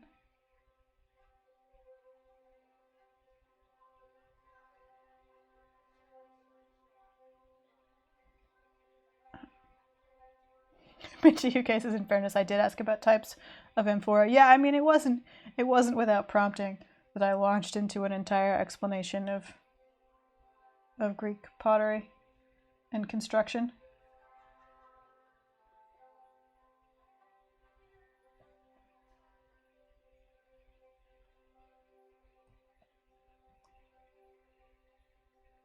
Ooh, you know what? Let's have one like rearing up, maybe.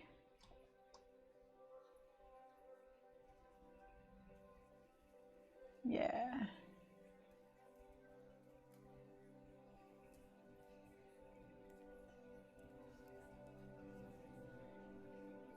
Ear, horn.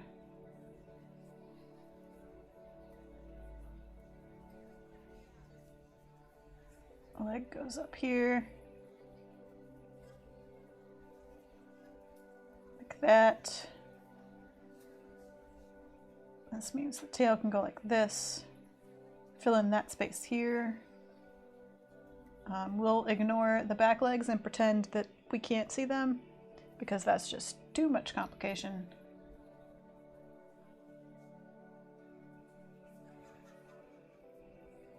Uh-oh, what are we doing here?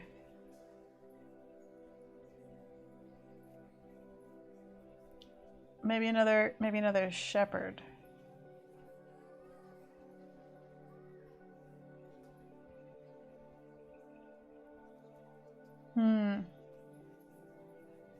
What do we think?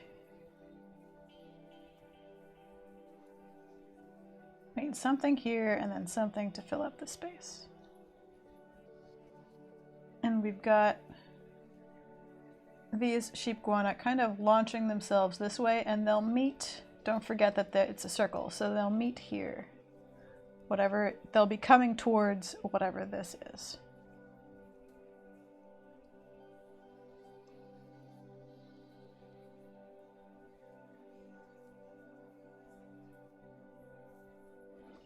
Rams fighting. We got a couple of votes for sheepdog.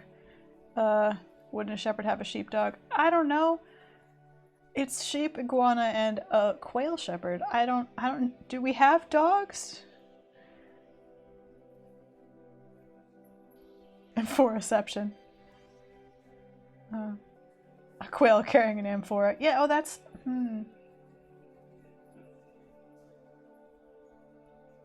Okay, I have an idea.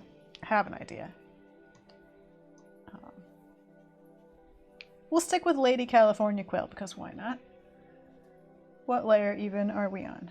Circles, you're not... You were just an explanation. Hang on. I have a plan.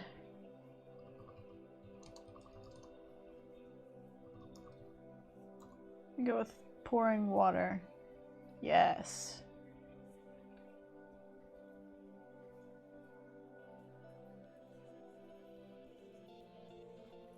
That's a lot of ladies with amphora, but none of them are dumping the... There we go. Dumping. We need a lady dumping out the amphora, please. So many Greek ladies, none of which are doing what I want.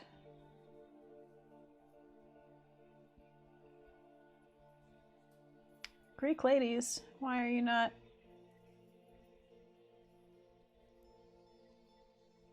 Ah, that's kind of like it. We'll go with it. We'll call it good.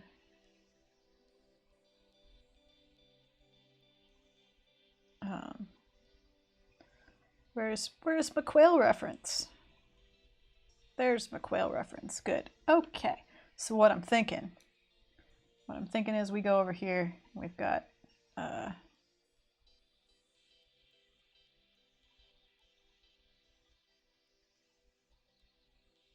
quail.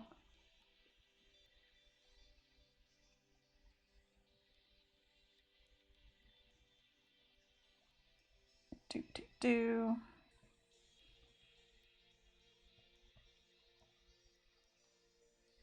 Quail, I'm trying to make you elegant.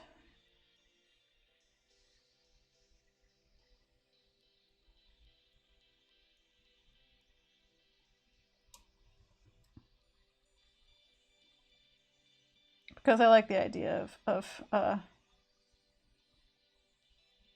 amphoraception, kind of. Ooh, you know what? Let's make it the travel-y containery one, shall we?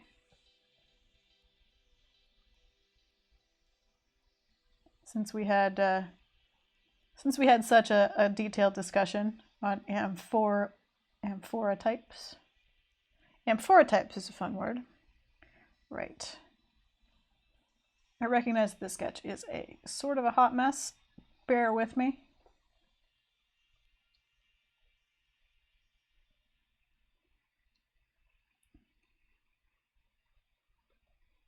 Let's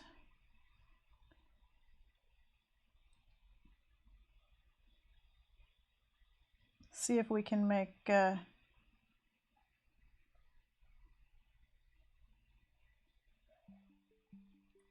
some elegant footwork here.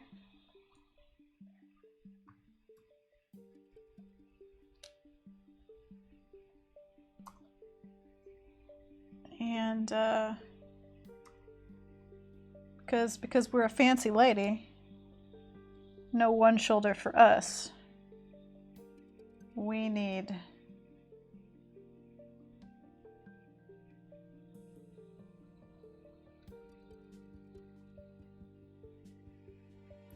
the full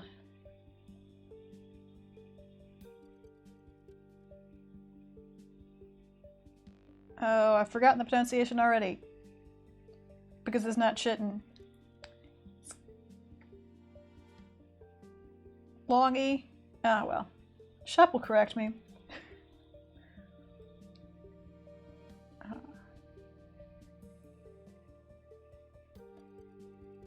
Do this. Oh, let's give it a pattern just in case. That's fun.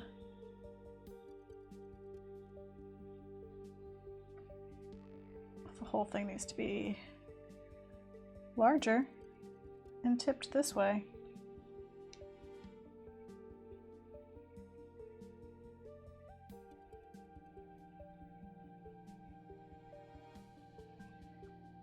Oh, let's, I don't know, we'll have a plant here.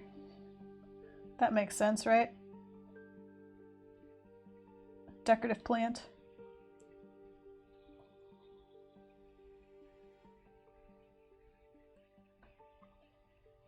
Decorative plant. Everyone loves a good decorative plant. This is pouring. What is it? What is it pouring? I don't know.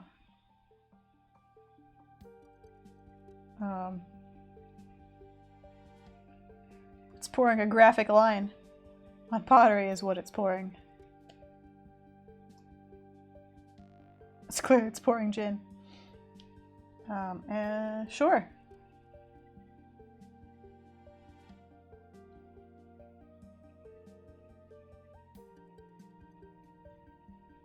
Trying to keep with the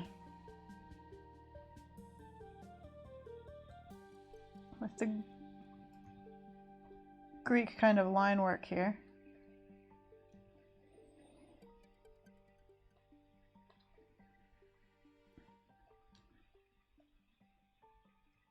As I said, I know it's kind of a hot mess of a sketch, but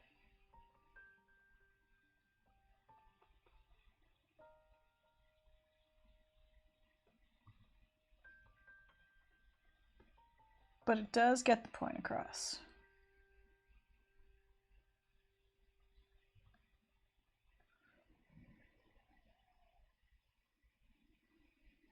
Arcraft, you should do the one I requested on Wednesday on Hannah's stream, because looks like Shep's still awake and I want to hear their reaction. Please. Please do.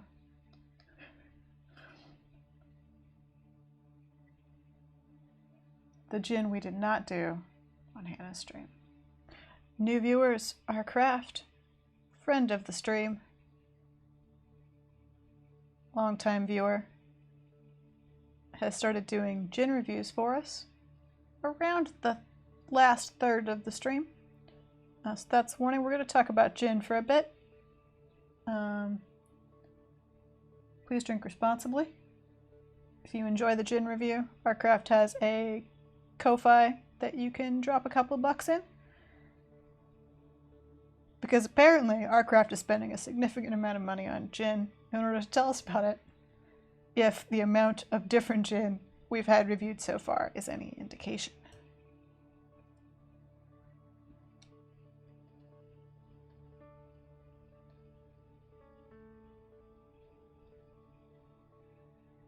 Oh, let's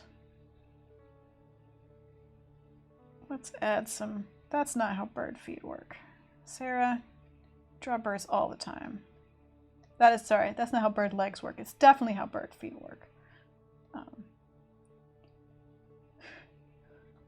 Don't know why I'm chiding myself about it in the third person. It's been a week. It's been such a week. But I fixed it. I fixed it. Bird anatomy is correct again. So those Sheepguana are charging that way. We should clean them up in a second.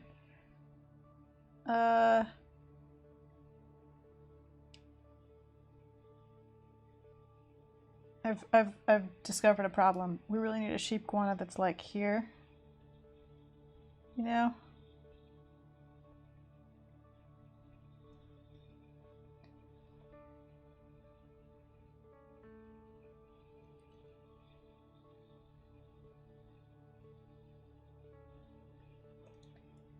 But, oh, Photoshop.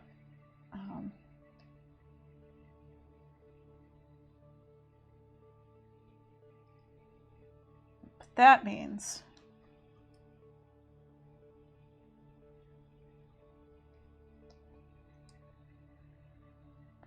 that we have to figure out how that works. You know what that means? It means it's time to make our canvas bigger for no reason. because then you're there. Good. Okay. We will figure this out. My chat is better at self-promotion than I am. Figmas Maid reminds everyone that I have a Patreon and a website with a shop. If you want to buy prints, if you are interested in getting coloring pages, I put a line art of things like, for example, Greek shepherds and Sheepguana up on the Patreon, so you can color it during your very boring Zoom meetings. Because now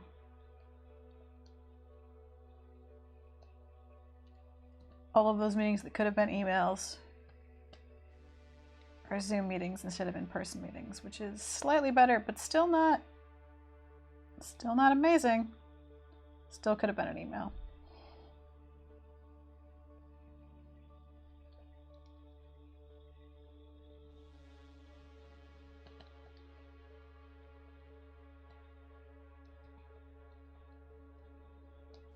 Still could have been an email.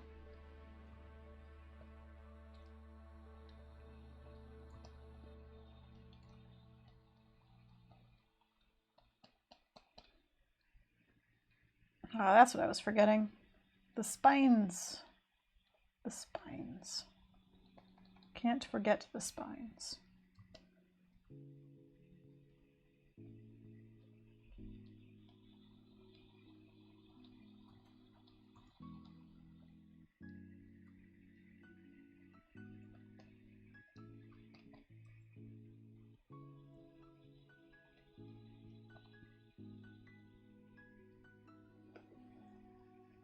Okay, birds and things and what's happening. Sometimes I wish I could have a third monitor. I guess maybe I could have a third monitor. Let's figure out if OS X... That's this next weekend's project. Figure out if OS X Catalina loves me enough to let me have 3 monitors stacked in such a complicated fashion. I have my suspicions. The answer is no. It doesn't want me to do anything else after all. Why would it want me to do that?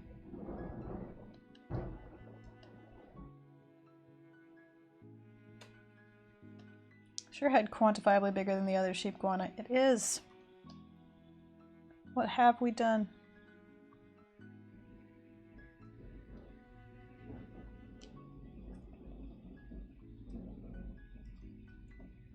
Oh hey, I just accidentally saved. For the first time. Probably in the last half hour.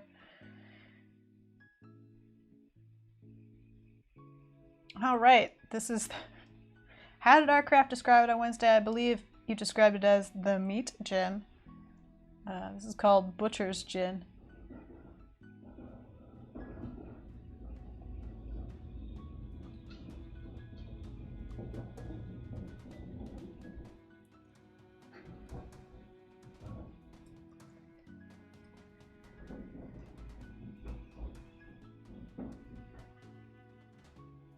Okay, good enough for the moment. Photoshop, what was that? No, this way. There we go.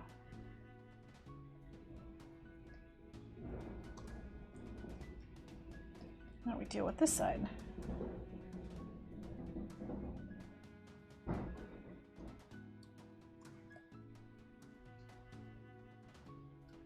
Oh, what's the best way to... That's kind of the best tangent, I think.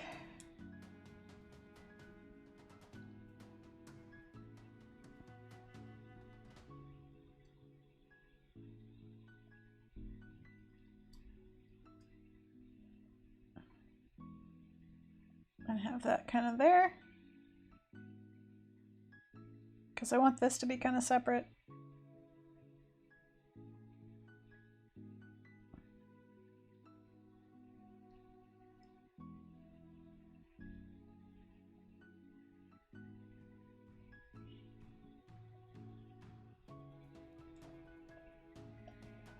The curve of the back does not work.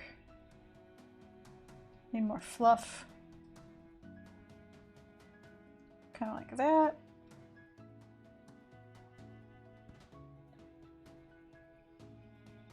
Yes, kind of like that.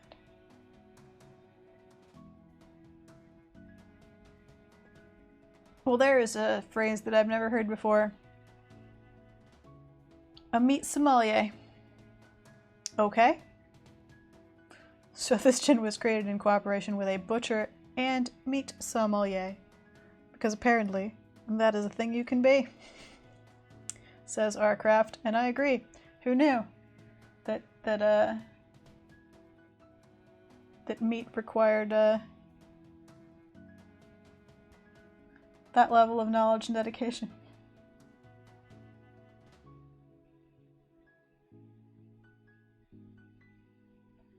Kind of there.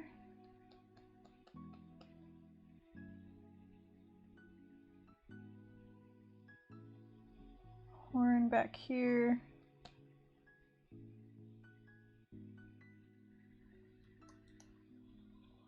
Do not forget the spines. You keep forgetting the spines. They are important. Iguana have spines.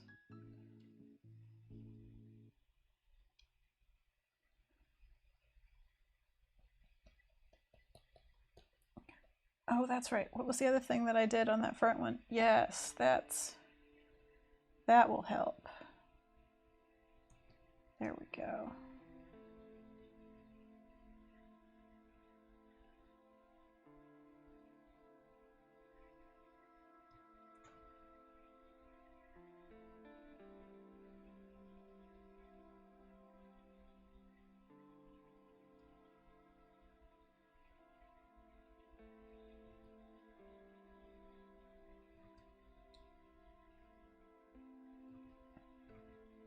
Oh, how am I doing these feet?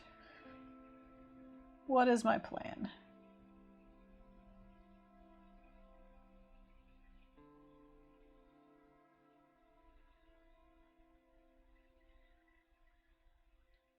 Like this, apparently, is my plan.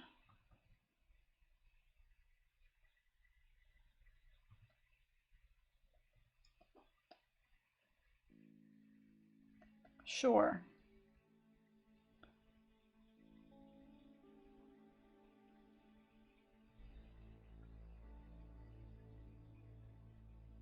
Oh, there's no bacon in the no bacon in the meat gin. But apparently it's made using the spices this person puts in his famous sausages for botanicals. Already a weird gin.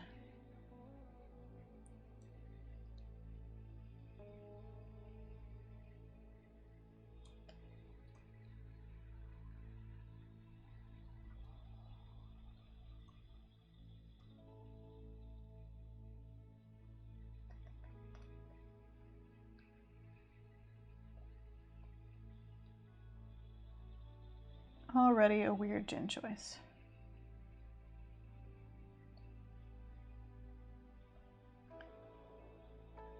Ah, yes, They Might Be Scientist was gone. Came for the beginning.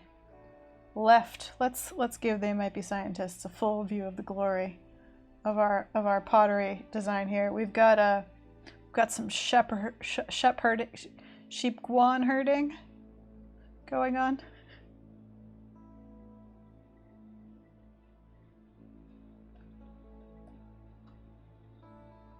And we lost They Might Be Scientists. Alas, They Might Be Scientists is, in fact, an agricultural scientist and would appreciate our weird Greek sheepguana. They will return and see it eventually, I'm sure.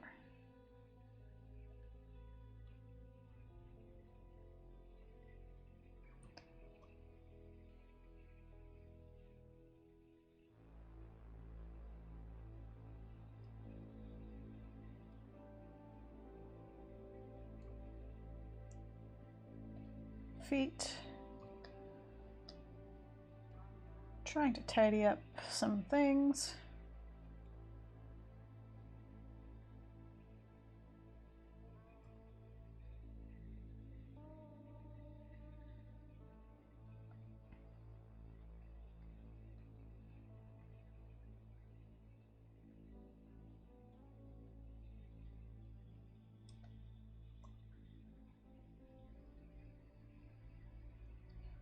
Chat, you've gone eerily silent. Are we all waiting with bated breath for our craft to finish talking about the meat gin? The sausage botanicals? I know I am.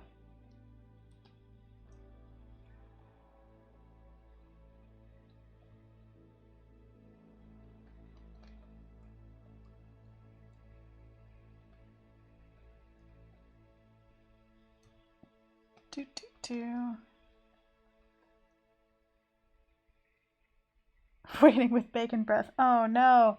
Oh no, I've started the puns. The puns have come. The chat has begun to pun.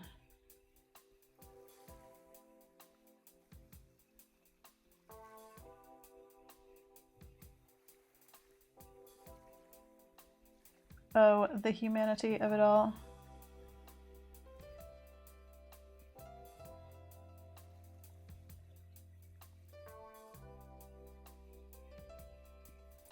Iguana feet,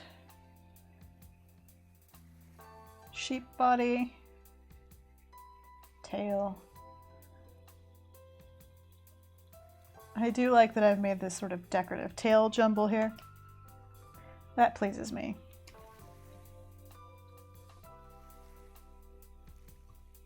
I feel like there's too much empty space. That pleases me less. Sheepguana are short, and we've got all this white space here. Here. Do I feel I should fill with something? I mean, I guess we could move the whole... these layers. We could move the whole thing up a little. Whoa, no, not that. Just shift it up a little bit. That kind of helps. Cheered myself up immensely by by moving it slightly upwards.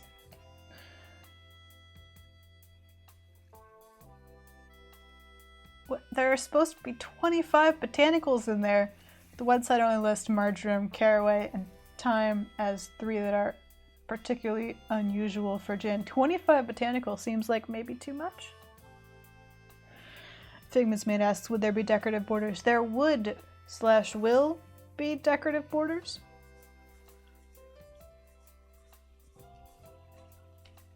I'm not gonna lie, I'm tempted to fully cheat and do something that's basically these decorative borders because I really like that border. Heart-shaped leaves, flowers, intertwined. It's quite good. It's not stealing if it's ancient Greek, right? Ah.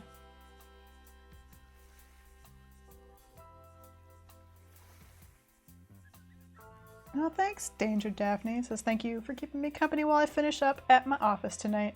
All by myself. I'm glad that you were not all by yourself because we were here. I'm glad David Peterson rated my stream too. I'm glad that you've had fun. We try to be entertaining. Chill and entertaining. Good company, if you will.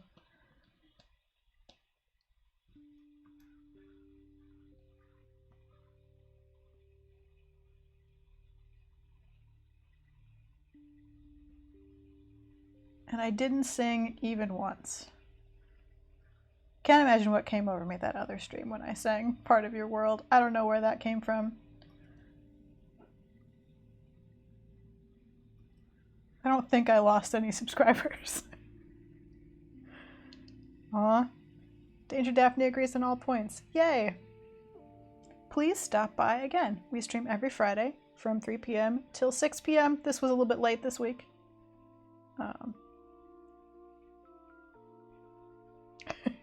Perhaps we'll hear you say, yeah, maybe it'll happen again. Sometimes I burst into song.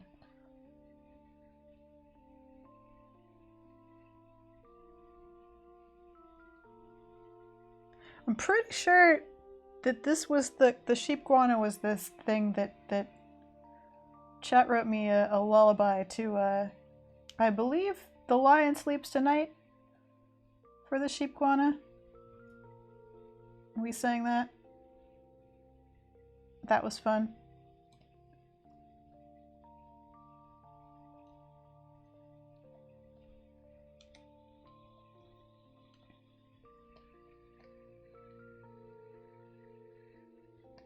Well, let's uncurl that. Oops, that's not that layer at all. Let's uncurl that tail a little bit.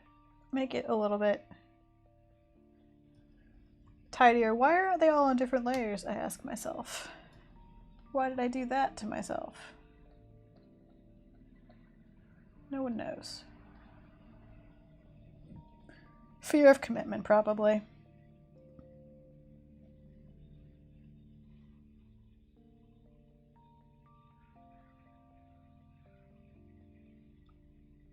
Oh yes, yes, if chat writes me things. Basically, if you make me something, I'm pretty much a sucker. If you write me a story, I'll read it on chat. If you write a song, I'll sing it. If you write some poetry, I'll read it out for you. If you write good enough poetry, I'll invent a whole animal for you, hence the sheepguana.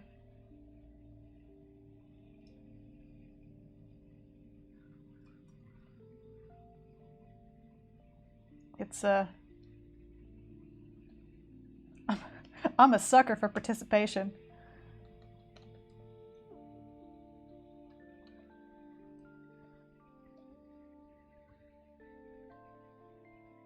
Hello, Cascadia Studio.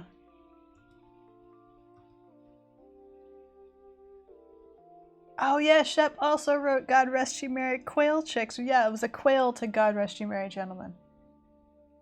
I sang that one because I remember trying to like make it less of a dirge than God Rest You Merry Gentlemen, which is sort of, let's just say it's not the joy of Christmas so much as it is the fear of punishment in its tone.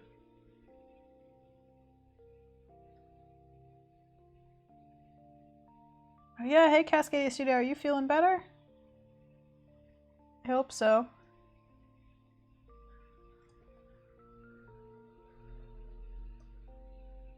These, you know what? Let's make the quail bigger. What layer is the quail on? That layer. Let's just make, does that feel silly? No, I think it's fine. Sure.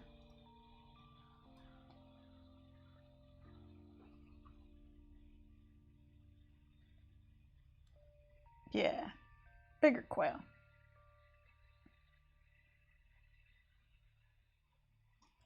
Good.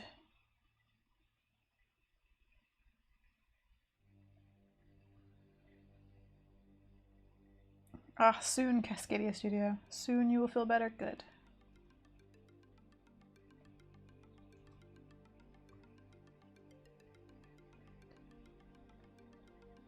Oh, wow. I did not take a break this stream, everyone, which is probably why my throat is feeling like it would like me to have remembered to buy a lemon at the grocery store, which I did not. Need some lemon honey green tea. That's fine. It'll just have to be honey with no lemon.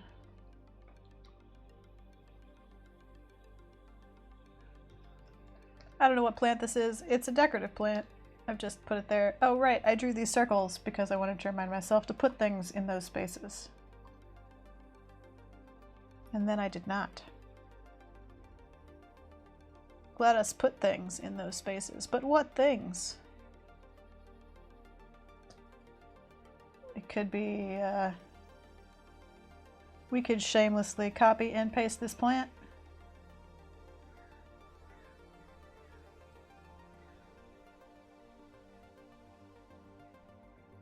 Or decorative graphic meant to be plant-like. Well, that's not symmetrical anyway. What was I thinking? Oh, date trees? That's a possibility. In fact, I bet I didn't leave that open, did I?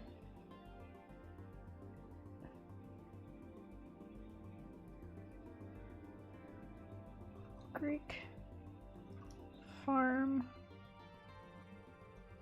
scene. Yeah, there it is. Date trees.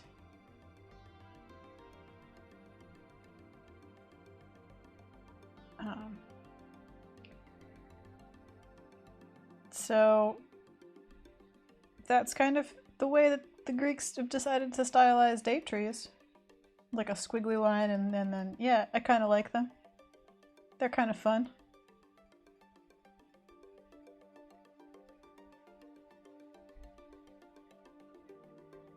The pattern from the movie poster wallpaper.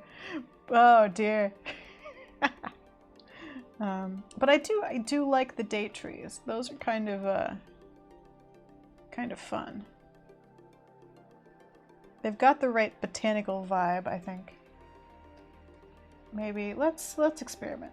What layer is anything on? Let's experiment. So it would be like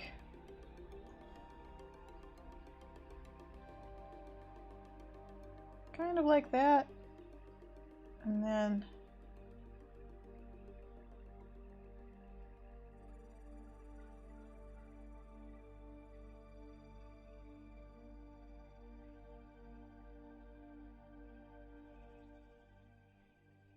kind of like that.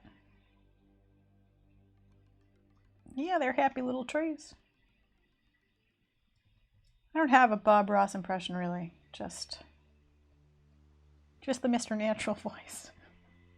Mr. Natural.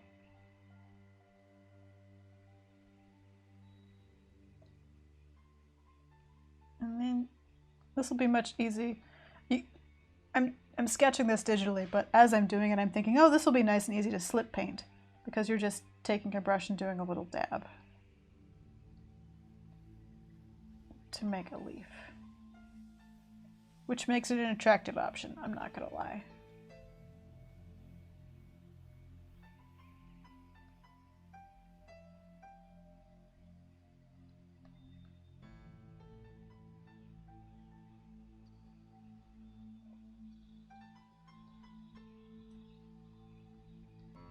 Makes it easier to paint than everything else I've planned, huh? Frankly.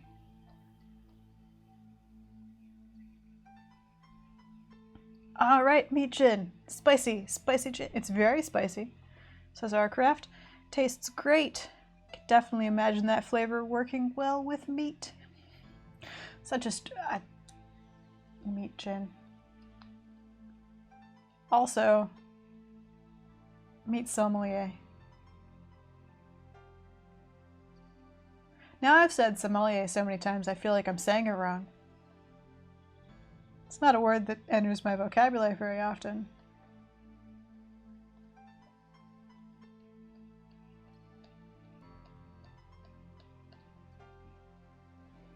So that's kind of fun.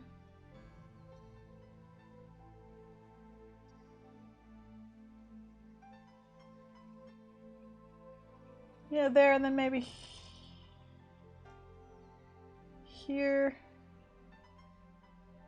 You can have it kind of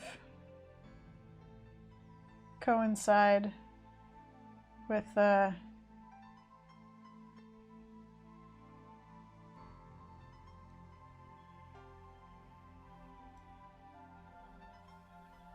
not going to color this one in because there's too much overlap. But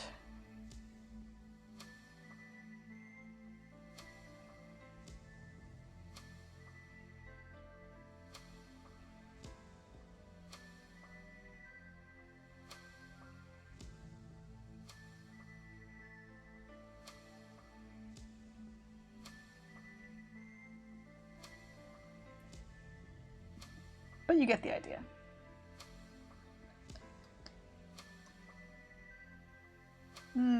But see now that, well, maybe this is fine.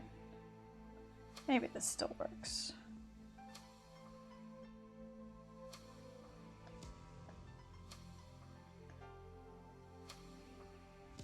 Ooh, high praise. This bottle of gin was part of a tasting set, but I will definitely consider buying a full-size bottle when I have a bit of space on the gin shelf, says Artcraft.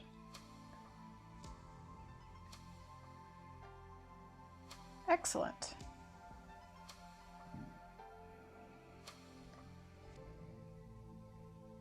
I would like more of this is always a good recommendation. It's a good sign.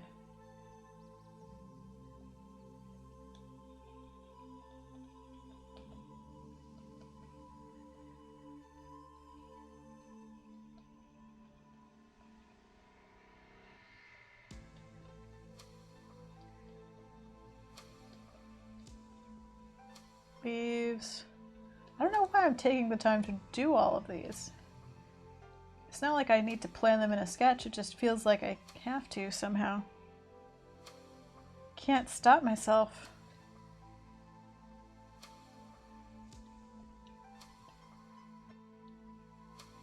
That's enough for now. So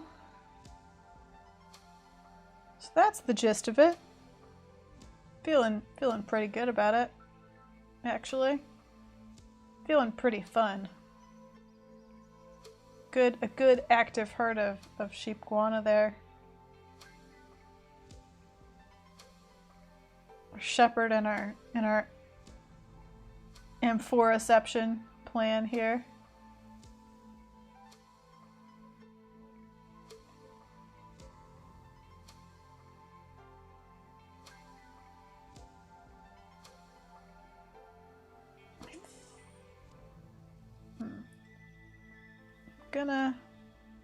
Gonna do a thing, because what I feel like we need here was I turned off a layer and then I didn't select it, because of course I didn't. That's the layer I wanted.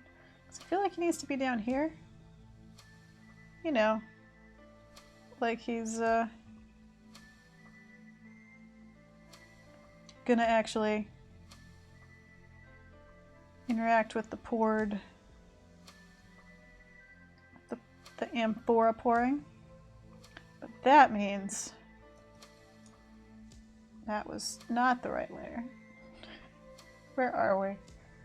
Why do I have this many layers for a sketch? How am I this paranoid about? How am I still on the wrong layer? What? This layer? Oh, I'm losing it. It's the down there, which is a problem. Is that? Hang on. Photoshop, are you gonna keep me on a horizontal? Yes, good. Which means I've got to figure out what to do about this. I think what to do about it, oops, is rotation. I think. Not group. T. I think the thing to do is that. Yes. That is the thing to do. Are you actually in a line? Yes, good. Why is that guide there? Solved.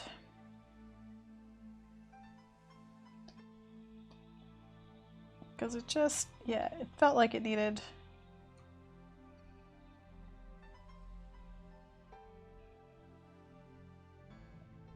to be closer to where that was pouring.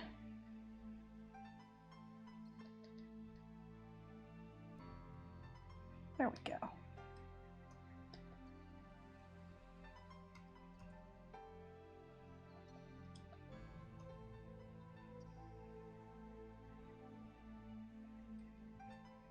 Good.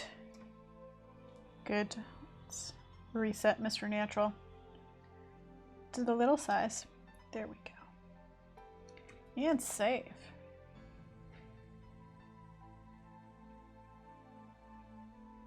Now, I feel like this, for me, is done in terms of the sketch that it needs to be for what we're making.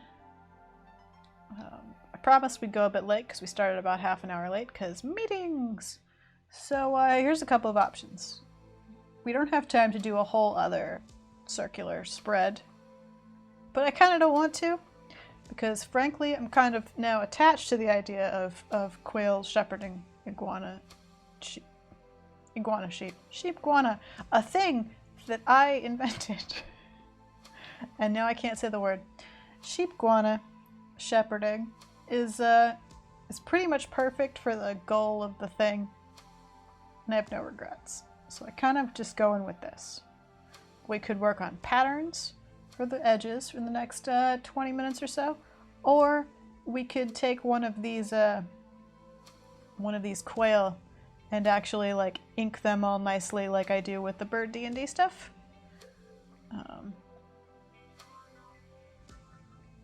If you are not a frequent viewer. Do I still have bird D&D stuff open?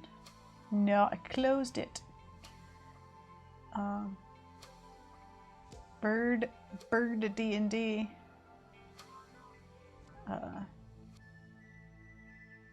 Is this sort of thing. You know, where you got some birds with swords. And I believe that's a concertina rather than a accordion. But I'm gonna be honest, I don't know that I put enough detail in to make a difference. So maybe it is a concertina. Anyway, you know, bird D&D. So let's see. We got to vote. We got to vote for the border. So yeah, that's it. We could work on border patterns, or I could do or I could take the quail shepherds and sort of finish some of them like I do the bird D&D. Got second vote for borders. No more birds for y'all. You want graphic patterns? I can make that happen. I like some graphic patterns. I am a fan. I am a fan of graphic patterns.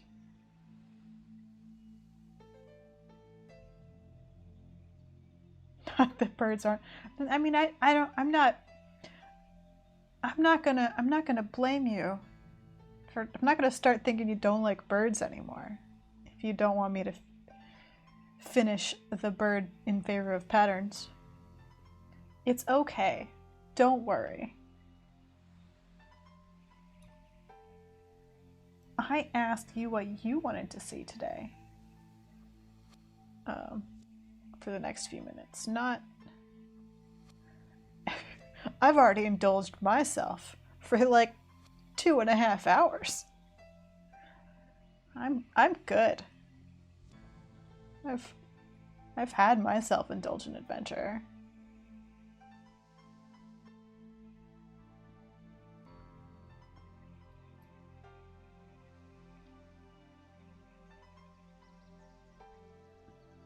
It's true. Borders would be more interactive than watching me just finish a drawing. It says our craft. Which is true. Why is this still open? I've got all kinds.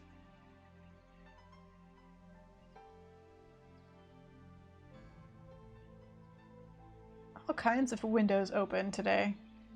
So many ancient Greek image searches. So on the bottom of the Arcraft asks a good question, a question that I probably should have mentioned earlier.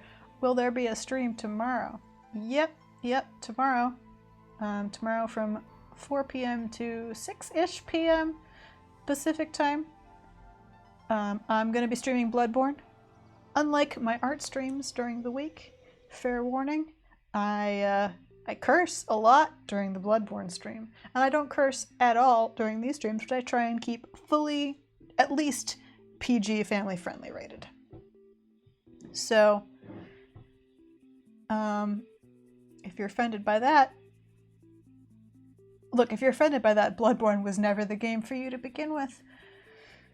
Because it's horrifying in every possible way. But for a couple of hours tomorrow, I will be streaming Bloodborne here.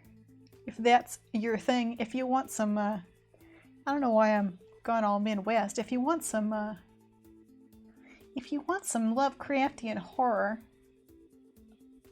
a lot of blood, and me cursing and dying a bunch,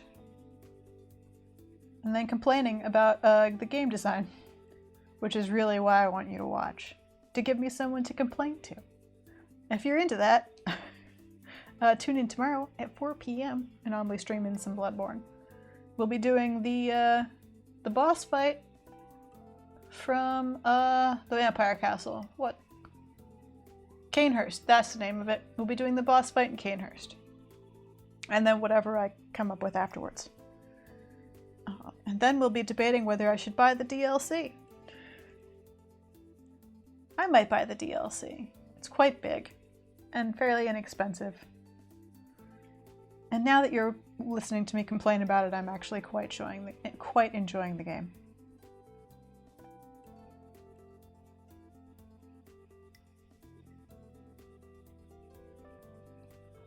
So let's see if I can figure out how to make this pattern. It's got a circle. It's not quite a circle, it's an oval.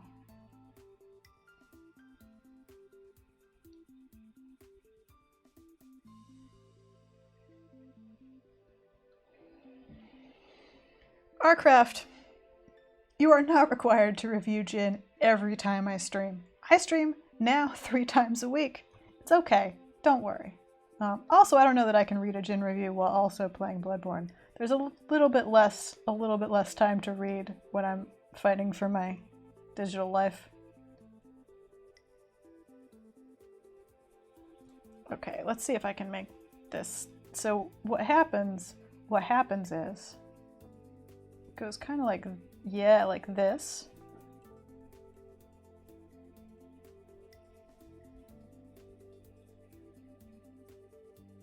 And they create this cool overlapping, and then these are colored in. Oops. Oh, just be tidy about it, for goodness sake.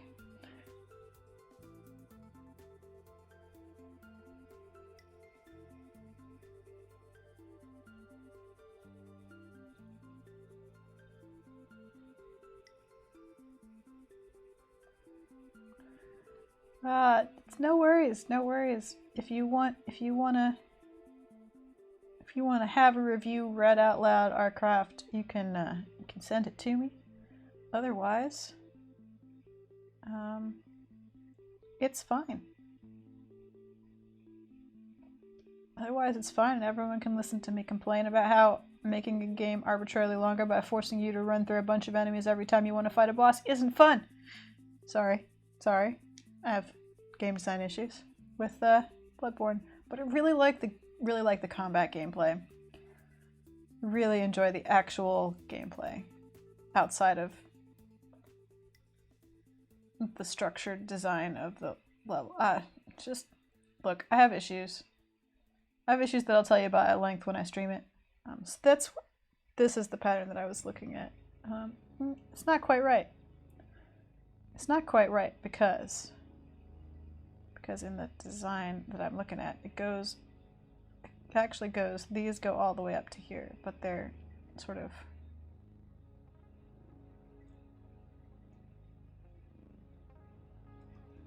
hang on. Oh. Is that too many undos? No, it's just the right number of undos. This goes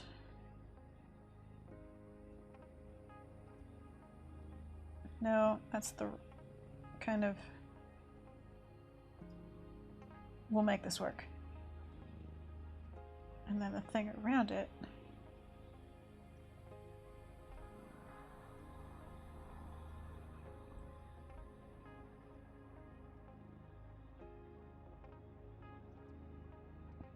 meets its top, kind of like that. Oh, and our craft will also not be able to make it to my. We're just gonna have to. Ooh. We're just gonna have to go without Jin, it sounds like.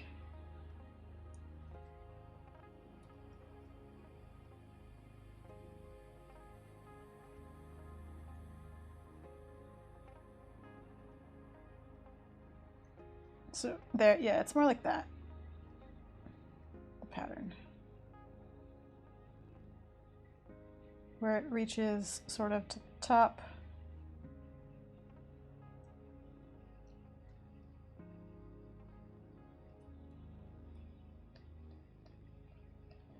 And then, oops.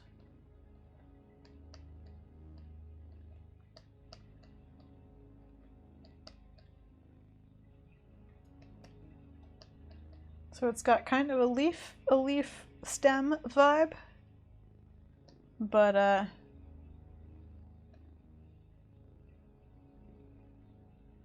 it's really just concentric circles, well, ovals, and sort of this leaf on top, which is kind of a cool pattern.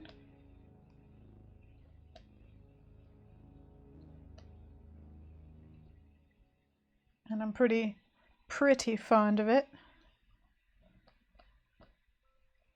I'm going to try and stick to kind of botanically looking patterns because they sort of go with the agriculture vibe we have going on. So just kind of repeats forever. It would be a huge pain to do, not digitally. I mean, a huge pain. It's not a huge pain, but the Greeks painted it by hand and did not copy paste. Yeah, Figment's made it says it also could be a spearhead vibe. Yeah, it's got kind of a leaf spearhead repeating pattern vibe that I like. So we'll put that, oops, put that up here for the moment. Let's see, what were the other patterns that I liked? Oh yes, this was fun. I've accidentally covered chat. There you are, chat. Welcome back. Put my reference images on top of you. I apologize. The other has, and this is actually a common thing that I've been seeing in a lot of them. It's got a kind of a chain link center. So basically two curved lines go together to form that kind of thing.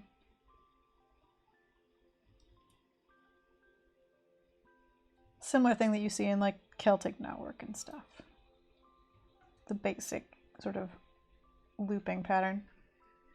And then coming off of it,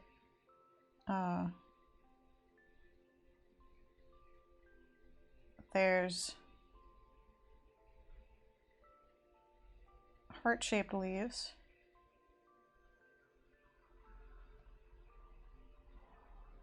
And then behind that, there's these kind of dandelion looking flower arrangements.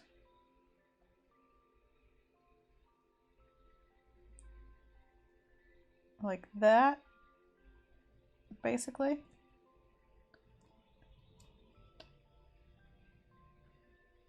And they sort of reverse on the other side. So you've got, to flip you vertical.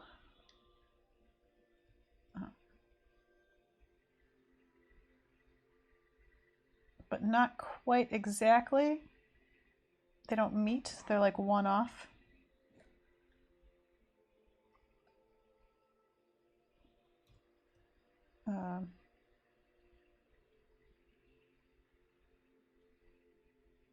So like that, all the way along. Michike says, ooh, I like that one. Yeah, I like that one too. Nathan Pride 88 says, looks great. I think that was about the this loopy one. Thank you.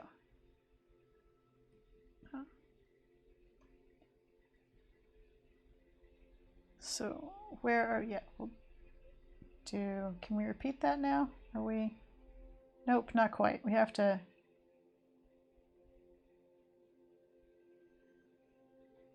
yeah, there. That's kind of where the repeat is, I think, maybe. 1, 1, 2, yes. Yes, yes.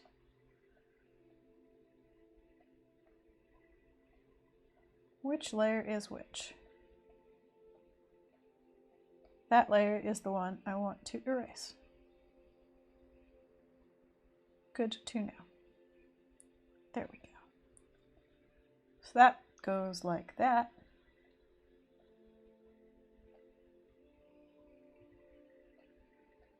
Oops. Why do I have... Ah, I see what I've done.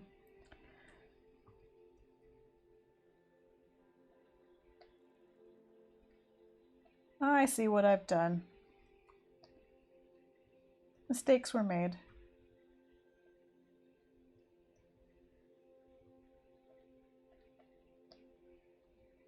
But they're fixable.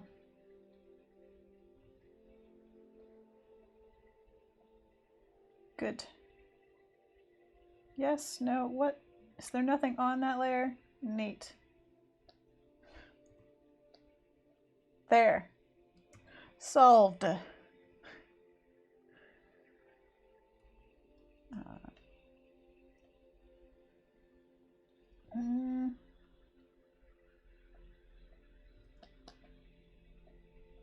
How is that? Oh, Photoshop. Don't understand you. Ever since you became Photoshop 2020, I found some of your keyboard shortcuts confusing. Ever since I had to reset you, life has been slightly annoying. It's fine. It's just, you know, just slightly annoying. So there's that pattern, which is fun.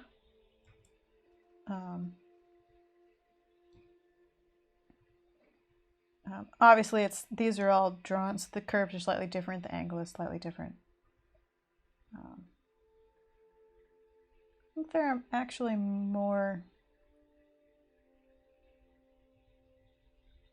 tufts to these dandelion bits.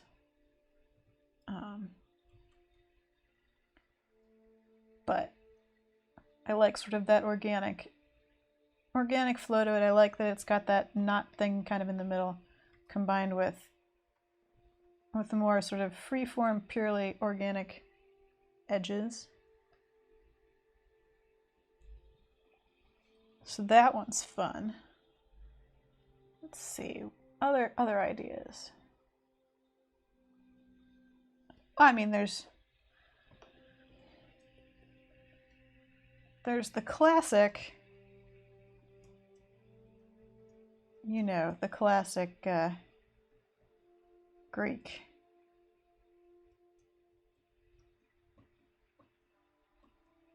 box maze thing. I don't know what would you call it, I wonder? And what layer did I put it on? That layer. Things need their own layers.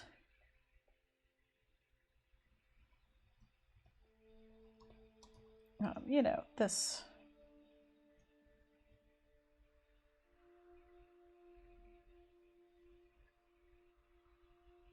The famous one.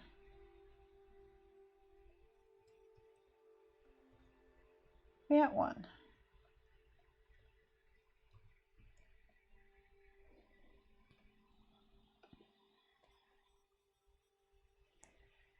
Is that the key pattern? Maybe it's called the key pattern? It usually has a, oops. Usually has a line top and oops again. I'm just gonna say oops a bunch today apparently. Like that. Goes around like that. Ah, it's called a key pattern. Yes, I have been informed.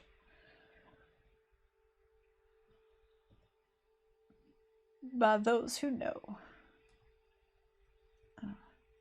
That it's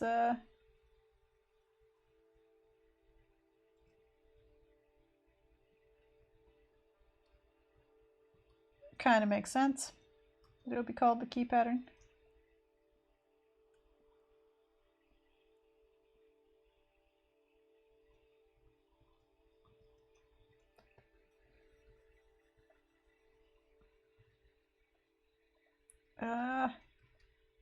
Which of these is the real? Okay. Gonna name some layers. It's getting confusing.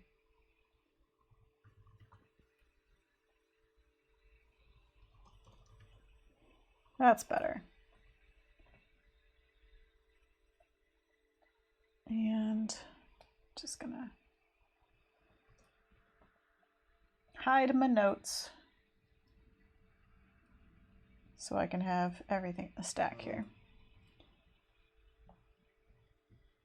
Would that be a challenge to do on a highly curved pottery surface? I mean, a straight line with your hand on a curved surface is always challenging to do. I would say that it would be...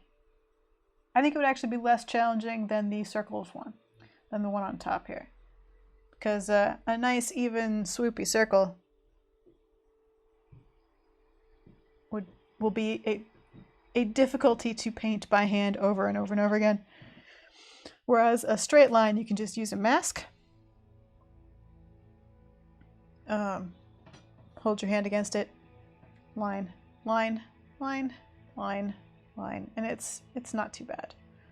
Because the curve isn't so... If the curve was smaller or the pattern was larger, it would be a big deal. But if the pattern is quite small on a curved surface, the curve doesn't affect it much.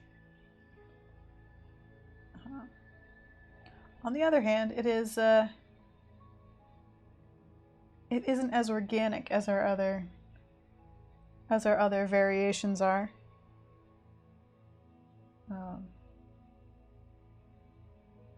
There's also sort of fun version. It's that same sort of woven loop center. But it's based on sort of this plant that we did here. So there's a big middle leaf. And then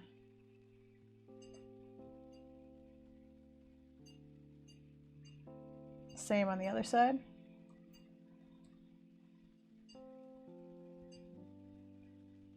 Big middle leaf, two other leaves.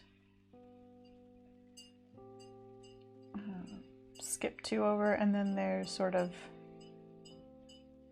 Is it skip two? Yeah. And then there's sort of a divider.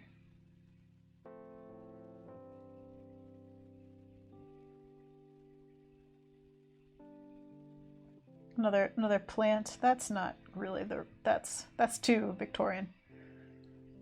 Let's try and be Greek about it.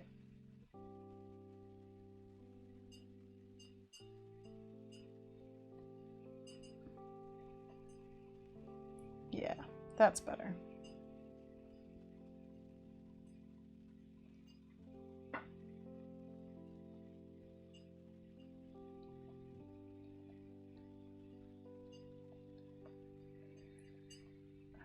Do that one on that side again.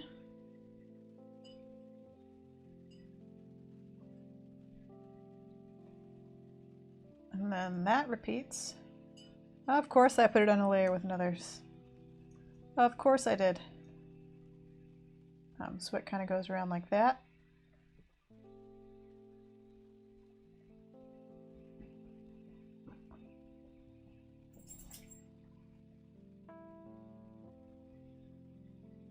Based on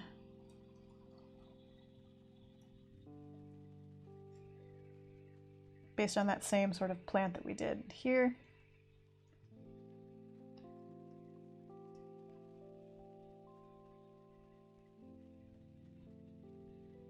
and that same sort of style of center that we have on the bottom there. So that's another possibility.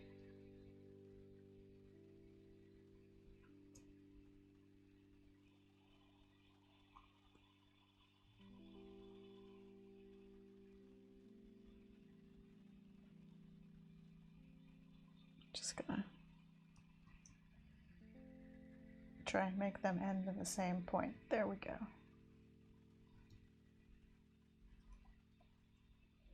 So that kind of thing. Yeah, spoilt for choice. Cascadia Studios, I'm liking how this is turning out. Figment's Mate also likes it. So we got a few votes for. And you can kind of do things like, oops, like connect them.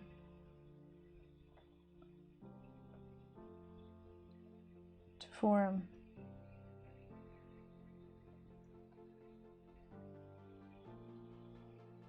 a shape like that.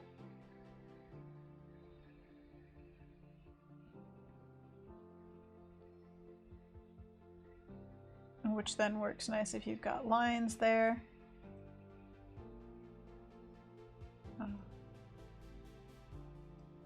Just there. So we've got, let's do what we always do. And make the canvas bigger.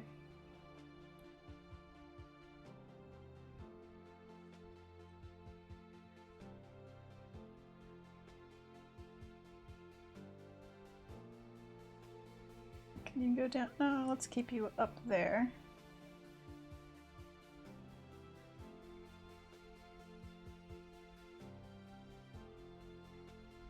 Turn on all my layers.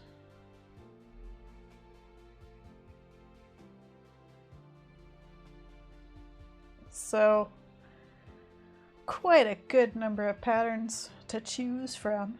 I'll put them out like that. I think my favorite is still the one with the hearts and the sort of dandelion puffs.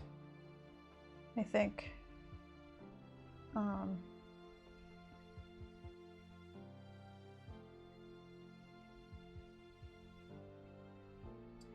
Yes, go lay down, Cascadia Studio. I hope that you feel better. And so I think the bottom two, I feel like the top two are a little bit fiddly and graphic for the very sort of agricultural nature of the illustration. Cascadia Studio Bloodborne tomorrow at 4 p.m. Come say hi if you're up for it. 4 p.m. Pacific time. We're gonna fight the boss at Canehurst. Which is gonna make me so mad, I'm sure. Especially because the bosses I've fought live on stream so far have gone well, and it's only taken maybe 3 or 4 tries. So I'm gonna eventually find one that will shame my ancestors with the number of tries it takes to defeat it. We shall see.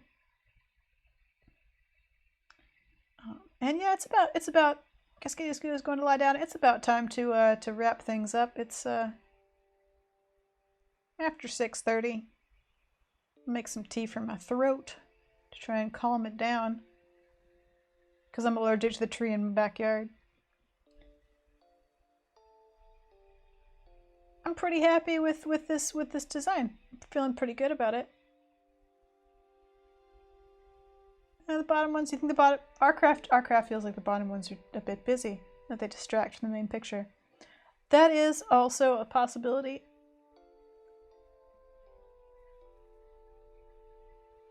They will also be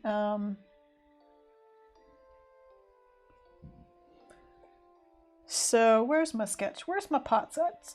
I've just fully interrupted my closing statements. Now I'm fully distracted. I'm gonna grab my little Amphora sketch and stick it over on the side here. So for example, my layout is kind of wrong. Really what you've got more is so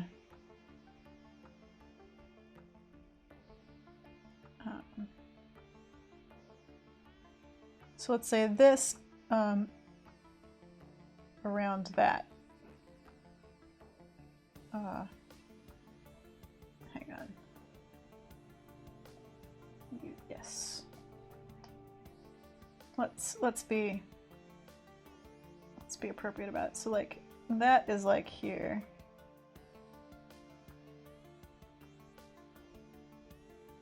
That isn't anything like whatever. It's fine.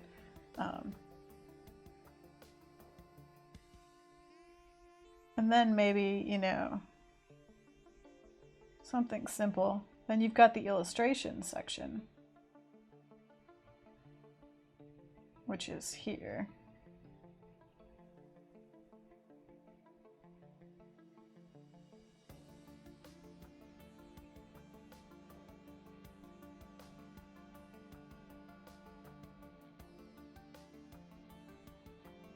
Then you'd have maybe another one here, like a line, and another complicated one here, like another couple of lines. So let's kind of do an example where it'd be like that would be between the two.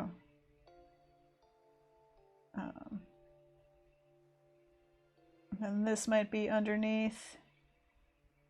And then I feel like this is my least favorite. I mean, I love it. It's my favorite in terms of like I could put it in a bunch of things. And it's clever. But I feel like it doesn't work. So kind of like something like that.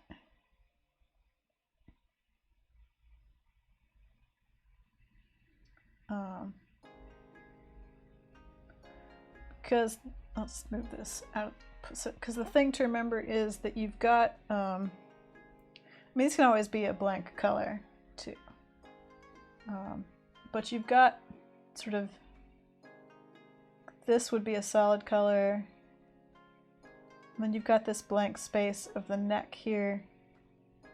Say this is a solid color, or maybe it's got a stripe on the top, but. So this is all sort of empty space. This main focus here is the illustration, right? So the main focus of the thing is this. So you want something that kind of borders it and forces you to look here. So the idea is that either this is all dark, and then this is the biggest sort of quote white space, or everything is dark and the characters are the light. The lightest thing on the pot. And because I don't have any more black clay,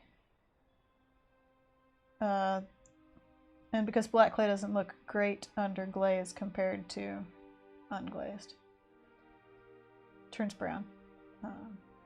Because that's not how the Greeks made black. That's a whole other firing story. But so that's kind of the gist of the pottery layout concept is that. I'm just gonna save that file.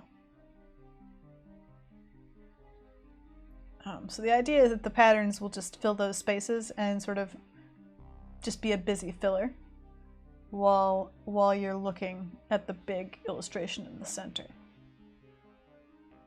Scale is sort of off, but you get the idea. Oh, I get to know nature's back. Missed the patterns. We've got others. Let's put all the patterns on. Let's put the rejected patterns down here at the bottom. In a big stack so that we can see everything at once. So there we go. All the patterns. Let's get you centered on screen. Do our wrap up. There we go. So, as I was saying before, my top bar went away. I don't know what time it is anymore. I assume it's sometime slightly later than I said the first time I started the wrap up. I'm bad at ending streams. I'm easily distracted, especially by chat. But that's okay.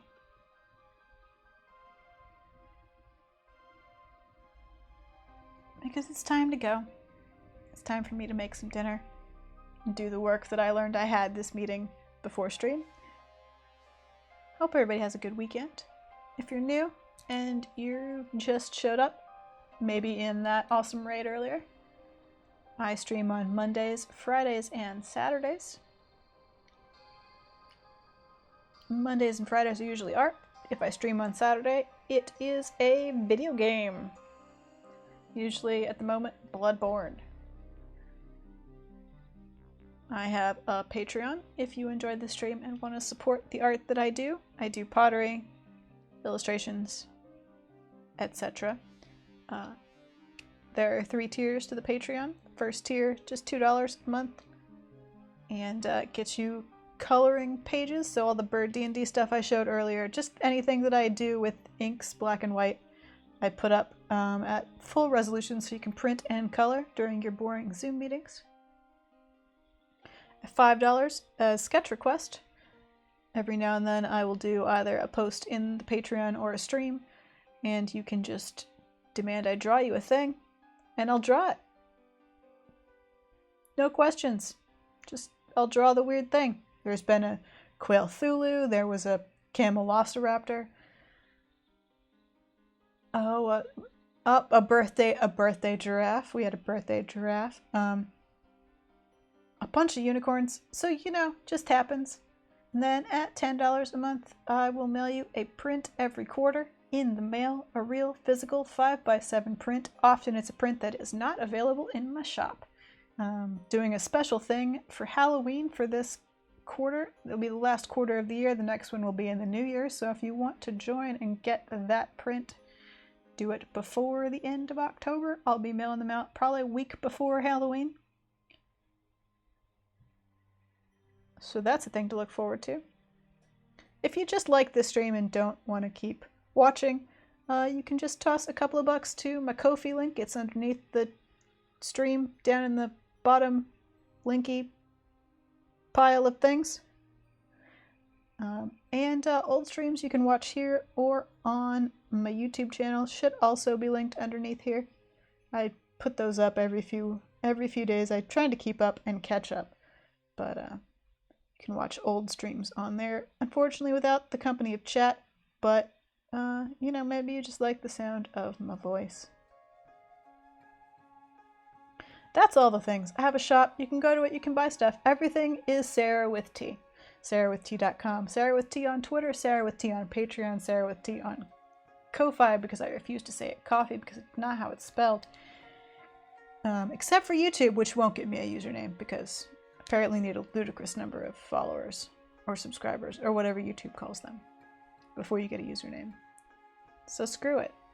You can also, of course, subscribe on Twitch. You can subscribe on Twitch and get all of these emotes. One of them's a Sheepguana. If you like the Sheepguana, did I miss one? I missed the Po tier. One of them is a Sheepguana if you were into that. And that's all the things. I should just write a closing statement, shouldn't I? One day. One day I will.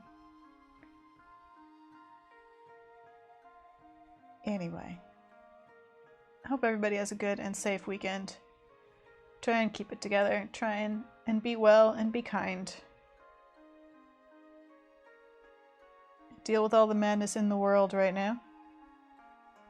I will see you on Saturday, tomorrow at 4, where we'll deal with all the madness in the world by murdering things in Bloodborne. Until then, I hope everybody has a good night. Thanks for joining me for stream and indulging me in my pottery and Greek history foolishness. We'll see you later. Bye.